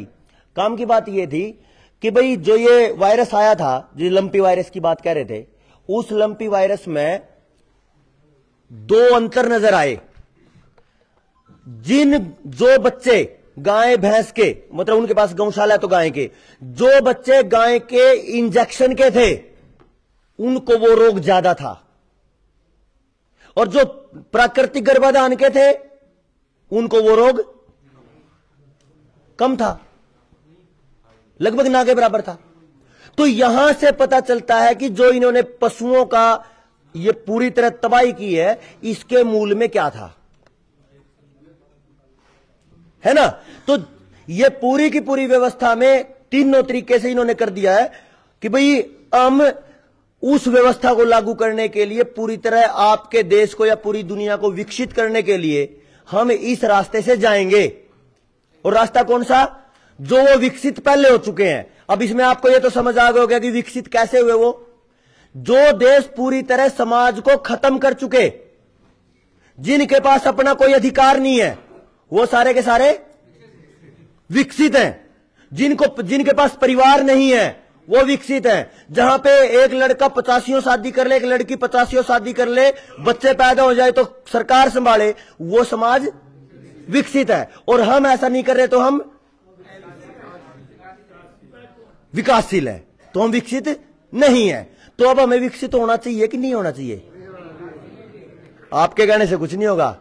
अगर हमें यह बात हम अगर अपने इस समाज को समझा पाए, अपनी पत्नियों को, अपनी माओं को, अपनी बहनों को, अपनी दादियों को, चाची ताइयों को, तो बात बन सके। अगर किसी बहन को हम ये कहने लगे कि है ना स्कूल के थोड़ा ध्यान तक, कोई ज्यादा करने की जरूरत नहीं, और डिग्री मिलो ना मिलो अपना बढ़िया पढ़ो ध्यान दो, तो वही आपकी विरोधी बनेगी, क्योंकि ऐसी व्यवस्था करी गई है। आपकी बेटी ही आपको कहने लगेगी अच्छा ये भाई तो इतना पढ़ा दिया, इतना मेरे पढ़ाने में जोर पड़ा है, कह देगी कि नहीं? लेकिन उनको उस व्यवस्था का पता नहीं कि क्या हो रहा है। तो जब हम इस पूरे सिस्टम को समझते हैं तो इनका जो फोकस है वो फोकस तीनों चीजों पे कब्जे करने का है। और उसमें से पशुओं पे तो आपको समझ आ गया। अब खेती की बात कर लें। खेती में आज किसी भी किसान के पास कोई भी बीज है? एक भी बीज किसान के पास नहीं है। जितने बीज है सारे के सारे कंपनी के हैं। सारे बीज कंपनी के हैं ना, पैकेट के हैं, कंपनी के हैं। अच्छा ये भी, इस पे भी वही बात है, अगर ये कंपनियां कह दे कि हमने बीज बनाना बंद कर दिया तो एक ही छमाई में सब लोटपोट हो रहा है ना ऐसा, या कुछ हवाई बातें चल रही हैं? तो आपका बीज खत्म है, आपका खाद खत्म है, आपकी दवाई खत्म है, आपकी मशीनें खत्म है, आप बेचने जाओ तो आपका भाव नहीं है, और खेती आपकी है ही नहीं, सारी की सारी बैंकों में पड़ी है कि नहीं पड़ी? तो आप अपनी जमीन भी नहीं बचा पाए, वो भी बैंक में लोन पे, आपका खाद बीज दवाई मशीन भाव कुछ भी नहीं, तो आप क्या हो? अपनी ही जमीन पर कर्जे में डूबा हुआ बंधुआ मजदूर, जो 6 महीने खून पसीना करेगा और जब बेच के आएगा तो उल्टा कर्ज उतारने के लिए नहीं, कर्ज नया लेकर आएगा, हर बार कर्ज बढ़ा कर आएगा। जब ऐसी कंडीशन हो कि पूरा समाज का कर्ज बढ़ गया हो और पूरी खेती बैंकों में पड़ी हो, उस समय फिर आप किस जगह पे और कैसे अपनी व्यवस्था को चलाओगे, यह सोचने का विषय है। मैं कई बार ऐसे बहुत सारे लोगों से मिलता हूं, तो एक बार एक डॉक्टर से मिला, उसने खेती पे बात कर रहा था, धान की खेती पे, ये कर दिए भाई, इतना स्प्रे कर दिए, इतने स्प्रे कर दिए, 2 कर दिए, 4 कर दिए। उसने 3.5 महीने की फसल में 7 स्प्रे गिनवा दिए और बोल दिया चुपके से, बोला कर दियो बीमारी आने से पहले, नहीं तो बीमारी नहीं ठीक होगी। अब वो और लोगों को तो समझ में आई नहीं, मैं उन्हें पकड़ गया। मगर जी अच्छा भाई साहब डॉक्टर साहब मेरा एक सवाल है, बताओ। बोला हाँ जी। मगर इसका मतलब तो ये है कि बीमारी आओ और चाहे ना आओ स्प्रे कर दियो। भाई बीमारी आने से पहले स्प्रे करवाने का तो मतलब यही है, क्या पता आपको बीमारी आएगी कि नहीं आएगी। तो उसका फिर थोड़ा सा गुस्सा आ गया और फिर मैंने उसको एक सवाल और कर लिया। उसको सवाल ये करा कि भाई मेरे तो ये बता दे, आप जो डॉक्टर हो खेती के, आपने हमारे खेतों में जो जहर डलवाया है, केमिकल डलवाया, उसको 50 साल हो गए दवाई डलवाते हुए। 50 साल में इतने सारे केमिकल डलवाए हैं, बीमारी क्यों नहीं गई? बताओ क्यों नहीं गई? और दूसरे नंबर पे, अगर ये बीमारी हमारी 50 साल से है तो आपने इतनी दवाई दे दी है, बीमारी गई नहीं। और चलो दूसरी बात और, सवाल एक और है कि अगर ये बीमारी रामायण महाभारत के जमाने से है तो आपकी दवाई कब से आई? 50 साल से। तुम्हारे बूढ़े कैसे ठीक करते होंगे? कुछ तो करते होंगे ना, अगर पहले बीमारी आती होंगी। और अगर पहले बीमारी नहीं थी और अब आ रही है और दवाइयां भी आ रही है, तो इसका इतना सीधा सा मतलब तो भाई ये है कि जिस दिन से आपके खाद और दवाई आई उसी दिन तो मेरे खेत में, मेरे समाज में बीमारी आई। तो ये तो लॉजिकल है ना। जो अभी ताऊ जी कह रहे थे, भूप सिंह जी, भी जितना लॉजिकल लगे, जितना वैज्ञानिक लगे, चर्चा करो। तो ये जहां जहां लॉजिक और तार्किक बात है वो तो क्लियर है सबकी। अगर दवाई भी आ गई, बीमारी भी आ गई। दवाई आने से पहले बीमारी नहीं थी, इसका मतलब दवाइयां ही बीमारी लेके सीधा सा है। तो उसको सांस नहीं आया, उसको तो कोई मतलब जवाब नहीं आया। अब बात यह है उस जवाब में करें तो करें क्या? क्योंकि जिस दिन से हरित क्रांति आई थी, हरित क्रांति से पहले कानून आया था। उस कानून में था एग्रीकल्चरल प्राइस कमीशन एक्ट। भाई रोके, उसमें यह कहा गया कि भाई पूरा किसान वर्ग अब अपनी मर्जी से अपना रेट सेट नहीं करेगा। चाहे एक टॉफी बनाने वाला कर लेगा, एक साबुन बनाने वाला अपना रेट लिख के भेजेगा कि मेरी साबुन की कीमत इतनी है, मेरी इस दवाई की कीमत इतनी है, मेरी इस चीज की कीमत इतनी है। लेकिन किसान नहीं करेगा, 6 महीने खून पसीना करके भी। तो यहां से पहले वो एग्रीकल्चर प्राइस कमीशन एक्ट बना 1962 में, और 6 साल बाद अगला जो नियम आया, जो अगली क्रांति आई, वो क्रांति आई हरित क्रांति। हम लोगों को क्या पता है हरित क्रांति का? हमें यह पता है हरित क्रांति का कि भाई ये जो क्रांति है ये पैदावार बढ़ाने के लिए है। लेकिन ये वैसे ही है जैसे कोरोना के समय पे आपको क्या कहा गया, जरूरी है, लेकिन कागज नहीं था, कोई लिखित में था, कोई आदेश लिखित में नहीं था, लेकिन वो था जबरदस्ती। यही बात जब आप इसको पढ़ोगे पूरी तरह हरित क्रांति को, उसका पूरा बायोडाटा पढ़ोगे क्या सिस्टम है, तो 1968 में उस पे आप गूगल भी करोगे तो लिख के आएगा पूरा। इस क्रांति का मकसद था, एक ही था, टेक्नोलॉजी बढ़ाना, खेतों में मशीनें लाना, नए उन्नत बीज लेके आना, और नए जो बैंक बने, ग्रामीण बैंक आए ना, जैसे हरियाणा में हरियाणा ग्रामीण बैंक है, तो ये कोऑपरेटिव सोसाइटी है, ये लाके किसानों को कर्जा देके उनको सशक्त करना। उससे पहले किसान कर्जदार नहीं थे, तो मतलब कर्जा देके सशक्त करो, यानी मजबूत करो, ये एक नई परंपरा थी। और उस पूरे चिट्ठे में हरित क्रांति के कहीं यह नहीं है कि पैदावार बढ़ेगी। सर्च करना आप, या तो मशीनें लाना है, या कर्जा देना है, या नई तकनीक से खेती करवाना है, और ट्यूबवेल वाला सिस्टम लाके उसको और बढ़ावा देना है, प्रकृति से तोड़ना है, एकल खेती की तरफ लेके आना है। पहले एक जगह पे 10-10 खेती होती थी, 10-10 फसलें एक साथ होती थी, लेकिन अब क्या हो रहा है, गेहूं जीरी, या कहीं कपास है तो केवल कपास, कहीं बाजरा है तो केवल बाजरा। कई बार देवेंद्र भाई के साथ मेरी बात होती थी कि भी इसमें राजस्थान में तो बच रहा है बाजरा, क्योंकि वहां तो केमिकल पड़ता नहीं। हम पीछे से गए, मैंने दिखाया जहां पे बाजरा उगा हुआ था वहीं पे इतने बड़े बड़े पैकेट थे बाजरे के, और वो सारे के सारे हाइब्रिड थे बीज। इन्होंने इतनी मतलब गहराई से, इतनी बारीकी से रिसर्च करी है कि आप सोच भी नहीं सकते। जितनी बारीकी तक हमारे बुजुर्ग सोचा करते थे कि एक गोत्र में ब्याह नहीं करना। क्या मतलब था उसका? कि दोनों के जीन एक जैसे होंगे तो बच्चा स्वस्थ पैदा नहीं होगा। इतनी सूक्ष्म था, डीएनए था वो, डीएनए इंजीनियरिंग और डीएनए साइंस थी वो।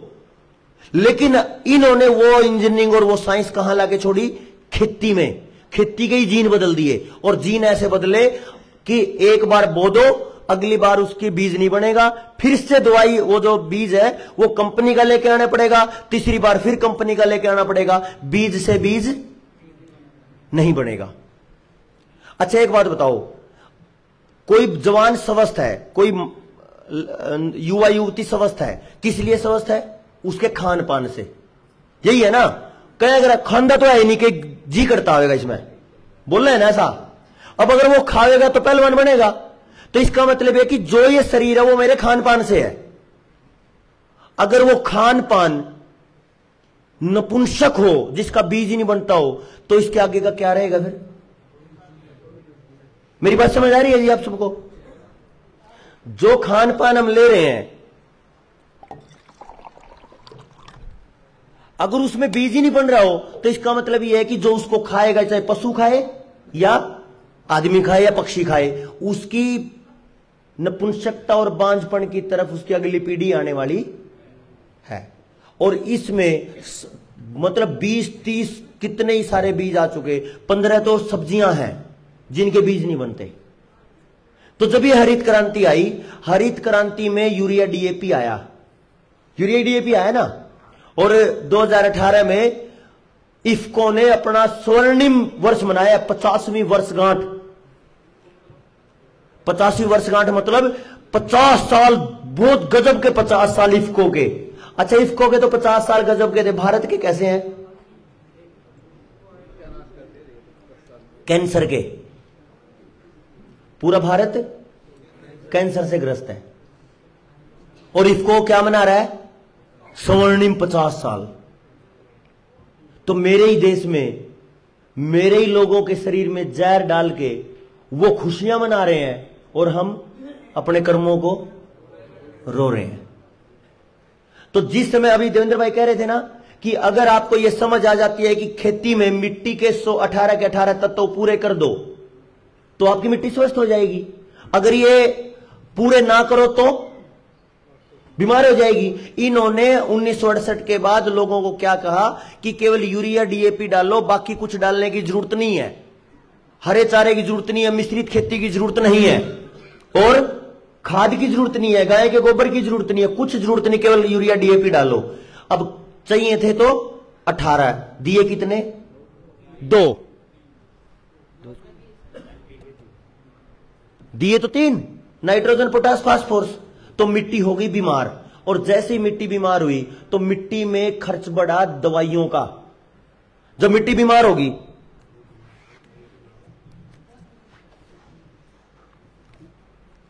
टाइम क्या करेगा?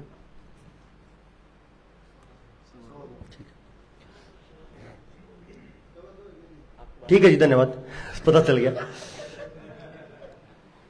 अच्छा, सुनने का मन है कि रोक दूं? अच्छा फिर ठीक है। मैं सोच रहा था कहते मगर इन या पर्ची पर जो आया है उसकी तरीके से मखा मतलब ये भी रोक दूं मैं। चलो फिर ठीक है।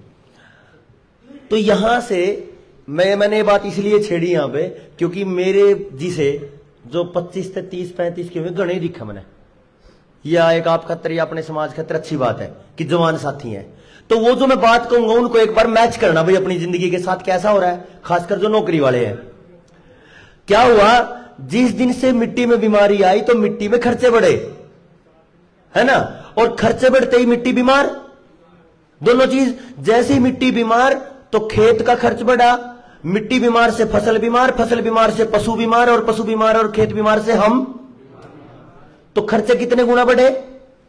3 गुना, खेत के, पशुओं के और अपने। और आमदनी कितनी होगी?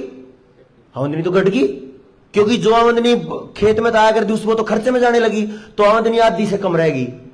तो मेरे पिताजी ने मेरे को एक मंत्र दिया, पिता मंत्र। पिताजी का मंत्र सबसे मजबूत है। वो मंत्र था कान में, उनका बेटे डड़ा में नहीं कुछ भी, यही तो कहा, उनका डड़ा में कुछ नहीं है, 2 अक्षर देख ले, पढ़ ले तो कहीं नौकरी लग जाएगी और सारा मिल जाएगा मने भी, और अपना काम चलता रहेगा। तो उससे क्या हुआ, जिन बच्चों ने उस समय पढ़ना शुरू करा, जिनकी खेती तो सबकी एक साथ चौपट होनी शुरू हुई, क्योंकि यूरिया डीएपी तो सबके खेतों में पढ़ना शुरू हुआ, तो सबके मां बाप ने यही मंत्र देना शुरू करा। और जो मेरे से पहली पीढ़ी है और जो मेरे वाली पीढ़ी है, मैं जब अपने वाली पीढ़ी से पूछ रहा हूं तो सब चुपके से आकर उनका बात तो सच्ची है भाई, मेरे बापू ने 15 साल हो गए निवेश सुना दे रहे हैं, डलिया में नहीं कुछ भी भाई, खेत में कुछ नहीं है। और वो सब के सब नौकरी पकड़ पकड़ के, जब 5-5, 7-7 पढ़ रहे थे तो ज्यादातर को तो फौज में पकड़ लिया, जो फौज में नहीं आए थोड़े बहुत पुलिस में आ गए, कुछ आईटीआई में चले गए, और मान लिया एक मोहल्ले में से एक बच्चा आईटीआई करके गुड़गांव लग गया, तो पूरे मोहल्ले के मां बाप पता क्या कराए, उनको उसने देख ले, मेहनत करी थी उसने तो लग गया, अब तू कुछ करता नहीं डरता नहीं, अक्सर देखना नहीं, पढ़ा रहा रहे। और एक होड़ लगी, और उस होड़ ने क्या करा, पूरे समाज को गांव से निकालने की तैयारी कर दी। और उस घर से जब निकले हैं वो सारे, तो आपको पता नहीं, जो मैं बात कह रहा था 2,000 गज के या 1-1 एकड़ में रहने वाले लोग या नौजवान जिन्होंने कई एकड़ में अपने खेल खेले हैं, वो सारे के सारे बड़े बड़े शहरों में 10 बाय 10 के कमरे में 4-4 पड़े रहे। सच है, गलत तो नहीं कह रहा मैं। और उनका वो जो सुबह मतलब 7 बजे निकलना और रात में 7-8 बजे आना, आके पढ़ना के बराई का रोटी भी खावे कि नहीं खावे, जावे तो किसी ढाबे पे कैसी मिले ना मिले वो खा ली, और आके फिर उसमें पैक हो जाए, 4-4 5-5 पड़े हैं पशुओं की तरह। और फिर गरा जू का बापू मेरे नौकरी करने जी करता, गरा ना आजिए बेइज्जती हो जाएगी, ऐसा ही तो चल रहा। ओ उसकी तो जिंदगी का मतलब बुरा हाल उठ लिया, और बड़े बापू की इज्जत का सवाल है। मेरे को कई फोन आए, जिन फोनों में ये पता चला कि भाई नौकरी तक परेशान होकर जी बापू ने ये कह दिया बेइज्जती हो जाएगी, बाण ने भी कह दिया अगर आना ये बेइज्जती हो जाएगी, मां ने भी नाट दिया, फांसी खा गए। अब बताओ, और उस जमीन से, जिस जमीन को हम कह रहे हैं, हमारा ये समाज कह रहा है कि इन डड़ा में कुछ नहीं, उन डड़ा में तो मैंने जब काम करा 10-12 साल, तो मेरे को पता चला है पहली बार पूरी पैदावार बिना जहर बिना बाजार हो सकती है।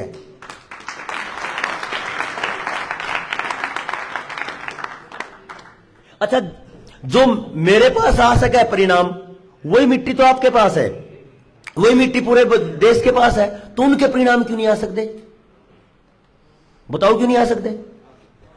आ इसलिए नहीं सकते, एक गुरुकुल कालवा के एक ब्रह्मचारी जी थे भाई, अच्छे विद्वान भाई, उन्होंने एक बात कही थी, मैं उनसे सवाल कर लिया, मगर भाई एक बात बताओ, समाज में बदलाव क्यों नहीं आ रहा? तो बोले भाई लोग भेड़ हो गए। मैं भाई भेड़ क्यों हो गए? बस जो समझाने वाले है ना वो काम के नहीं। मैं बोला फिर इसका मतलब तो समझाने वाला में रोड़ा है, समस्या तो समझाने वाले में, हमारे दर्शकों में। अच्छा फिर मगर ये बदला कैसे? नुका जब कुछ अच्छे लोग निकले तो ये समाज का सुधार हुआ, और वो भी निस्वार्थी, ईमानदार और योद्धा, मरने से डरने वाले ना हो, ऐसे आवे तो बात बने। तो इसका मतलब तो फिर वही आ गया, समाज भेड़ नहीं हुआ, समाज के आगे आने वाले नालायक हो गए, क्योंकि समाज तो बदलने के लिए तैयार है। और इस समाज में जो आगे आए वो कौन कौन आए? जिसने एमबीबीएस करी है ना, जिसने एमबीबीएस करके डॉक्टरी करी, उसने क्या करा? उसने कुछ नहीं करा। जिस दिन वो डॉक्टर बनकर कुर्सी पे बैठा, उसी दिन से कंपनियों की दवाई लिखी। यही तो करा है। जब कोई पशु चिकित्सक बना तो उसने पशुओं की दवाई लिखी। किन की लिखी? उन्हीं कंपनियों की। जब कोई खेत का डॉक्टर बना, एडीओ, एसडीओ, डीडीए, जो ये पूरे के पूरे अधिकारी हैं, जब ये डिग्री करके बने तो मैंने इनकी किताबें पढ़ी। इनकी किताबों में क्या है? अगर ये फंगस आई तो इसके लिए ये केमिकल, ये फंगस आई इसके लिए ये केमिकल। मतलब हर जगह हर एक समस्या का केवल एक ही समाधान है। समझ नहीं है, रिकमेंडेशन है। आपको केवल और केवल साल्ट रिकमेंड करना है।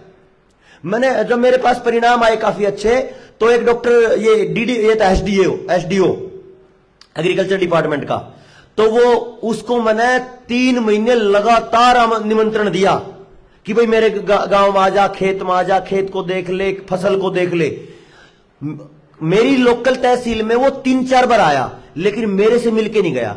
और बाय चांस एक दिन उसके मुंह से निकल गया। क्या निकला? बोले भाई है ना सुनील भाई, आज आने का मन तो था मेरा, लेकिन है ना इफ्को के यूरिया डीएपी के जो डीलर हैं उनके साथ मेरी मीटिंग थी। यानी इस देश में पूरी तरह तबाही लाने वाला जो प्रोडक्ट है, पूरे समाज को खा लेने वाला जो सामान है, उसके लिए मार्केटिंग के एजेंट है वो, ना कि आपके लिए कृषि विभाग के अधिकारी हैं। तो जो डॉक्टर बना, चाहे वो खेती का, चाहे पशुओं का, चाहे वो खेत का या मानव का, वो सब के सब रिकमेंडेड आदमी हैं कंपनियों के। कल मैं गांव में था, नाई के पास चला गया बाल कटवाने, तो उसने मेरे को बड़ा लॉजिकल सवाल पूछा। उन्होंने कहा, सुनील भाई इस देश का नाश क्यों हो रहा? मैं बोले के बात हुई, मैं पता नहीं के बात हुई। बड़ा समझदार भाई हो। नु कह शामी एक जोड़ा साहब डॉक्टर था उस भाई के, उसने कैंसर पे मतलब अपना बच्चा मेडिकल लाइन में डाला और वो कैंसर पर रिसर्च की टीम में चला गया। गया कहां? पोलैंड। 65 लाख रुपए की एनुअल तनख्वाह पे वो चला गया। बोला कि एक बात बता, एक के बालक था जिसका दिमाग इतना कमाल था, जो कैंसर पर रिसर्च कर सके थे, कैंसर की दवाई पे, और वो पीछा में उन्होंने खरीद लिया। तो इस देश की बर्बादी आएगी कि नहीं आएगी? तो केवल एक कंडीशन नहीं है कि एक ही टाइप का डॉक्टर है। जितने भी टाइप की डॉक्टरी है या जितने भी टाइप की जितनी भी कंपनियां हैं, वो सारी की सारी समाज में जो नौकरियां लगा रही हैं, वो केवल और केवल रिकमेंडेशन के लिए लगा रही हैं। आपको कोई, चाहे आपकी कोई टॉफी बेचनी हो,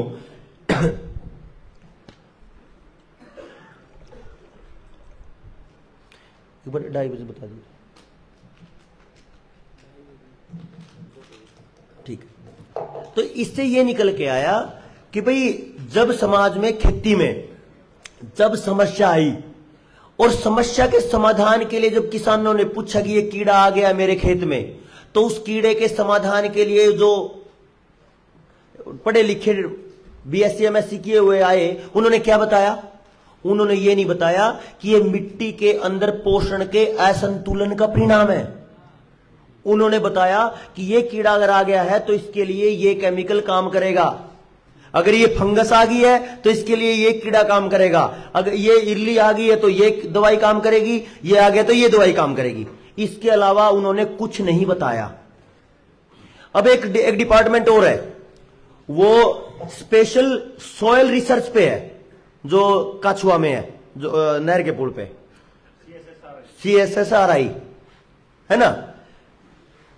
उसमें क्या हो रहा है? वो उन्होंने कुछ नहीं करा, मतलब सैकड़ों एकड़ खराब कर दी, कई दशक खराब कर दिए, कितने करोड़ों रुपए उनके साइंटिस्ट खा गए। उन्होंने करा क्या? भिवानी में आ जाओ, भिवानी में आकर ये पता करा कि इस मिट्टी की अम्लीयता कितनी है, इस मिट्टी की क्षारीयता कितनी है, और इस मिट्टी में जिप्सम कितना पड़ेगा। यानी पूरे हरियाणा में जिप्सम गिरने का ठेका उनका, और कुछ नहीं उनकी रिसर्च। मतलब मैं कई घंटे बैठ के आया उनके उस सेमिनार में। उन्होंने जितना वो प्रेजेंटेशन में 100-200 में जो स्लाइड्स दिखाई, और उस पर जो कुछ था वो ये था, मुंडाल के साइड में इतनी सैलिनिटी बढ़ गई, उसमें इतना नमक बढ़ा हुआ है, वहां पे इतना वाटर स्टोरेज है, मतलब पानी खड़ा रहता है, वहां पे इतना वो है, ये हो गया वो हो गया। फिर कह लो कि करनाल में ऐसा हो गया, फिर कैथल के ऐसा हो गया, और उनके बेस पे कह देते हैं अब की बार असंध में यानी करनाल में, कैथल के पुंडरी में और इन एरिया में धान नहीं लगेगा, क्योंकि ये रेड अलर्ट पे है, पानी नहीं है। और पानी किसने खराब करा? यूरिया DAP ने। मतलब वही चीज है कि इफ्को के 50 स्वर्णिम साल और देश के कैंसर के स्वर्णिम 50 साल या बर्बादी के 50 साल, इनको आपको देखना पड़ेगा। जब जब हम, वो कहते हैं ना कई बार देवेंद्र भाई का, डॉट्स मिलाने शुरू करें, सारी बातों को जो आप जोड़ना शुरू करोगे तो पता चलेगा कि कितने सारे रास्ते से हालत खराब हुई है। और फिर आखिर बात में उन गाड़ियों को याद करते हुए और उस मुर्गे की कहानी को याद कर लेना। सुनाऊंगा नहीं क्योंकि भोजन तैयार है, भोजन के बीच में आपके आऊंगा नहीं, और उसका चूहे कूद रहे हो। अच्छा, इसी पे आ जाओ। बहुत बहुत धन्यवाद जी सभी का, आपने ध्यान से सुना। एक मिनट सुनिए दोस्तों। सुनील भाई ने कृत्रिम गर्भाधान और GM जेनेटिकली मॉडिफाइड सीड्स की बात आपको कही और उसके परिणाम बताए।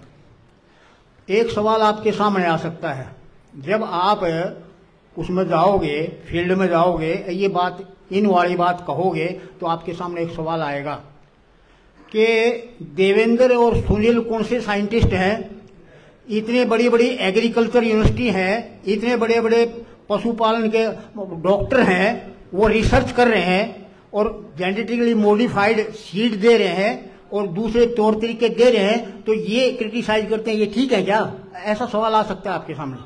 तो मैं कहता हूं, सुनो, मैं कहता हूं कि ये भाई ठीक है और वो सारी यूनिवर्सिटी और वो साइंटिस्ट गलत हैं। कैसे? ये सुनो।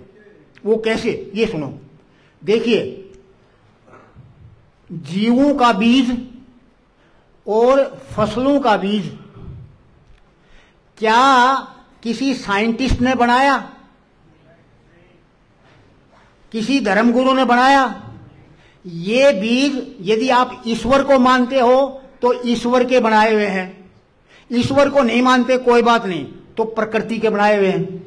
ठीक?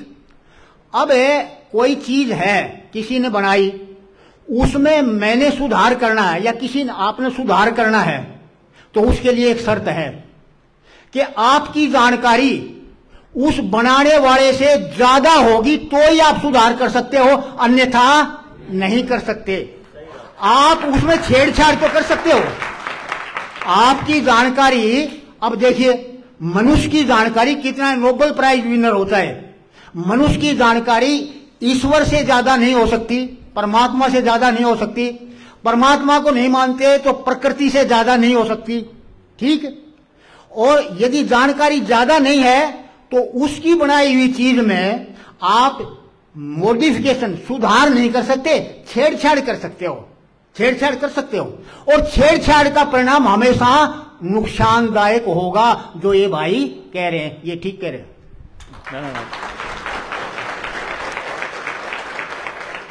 अब मेरे ख्याल से खेती पर काफी सारी डॉट्स आप लोग मिला पाए होंगे।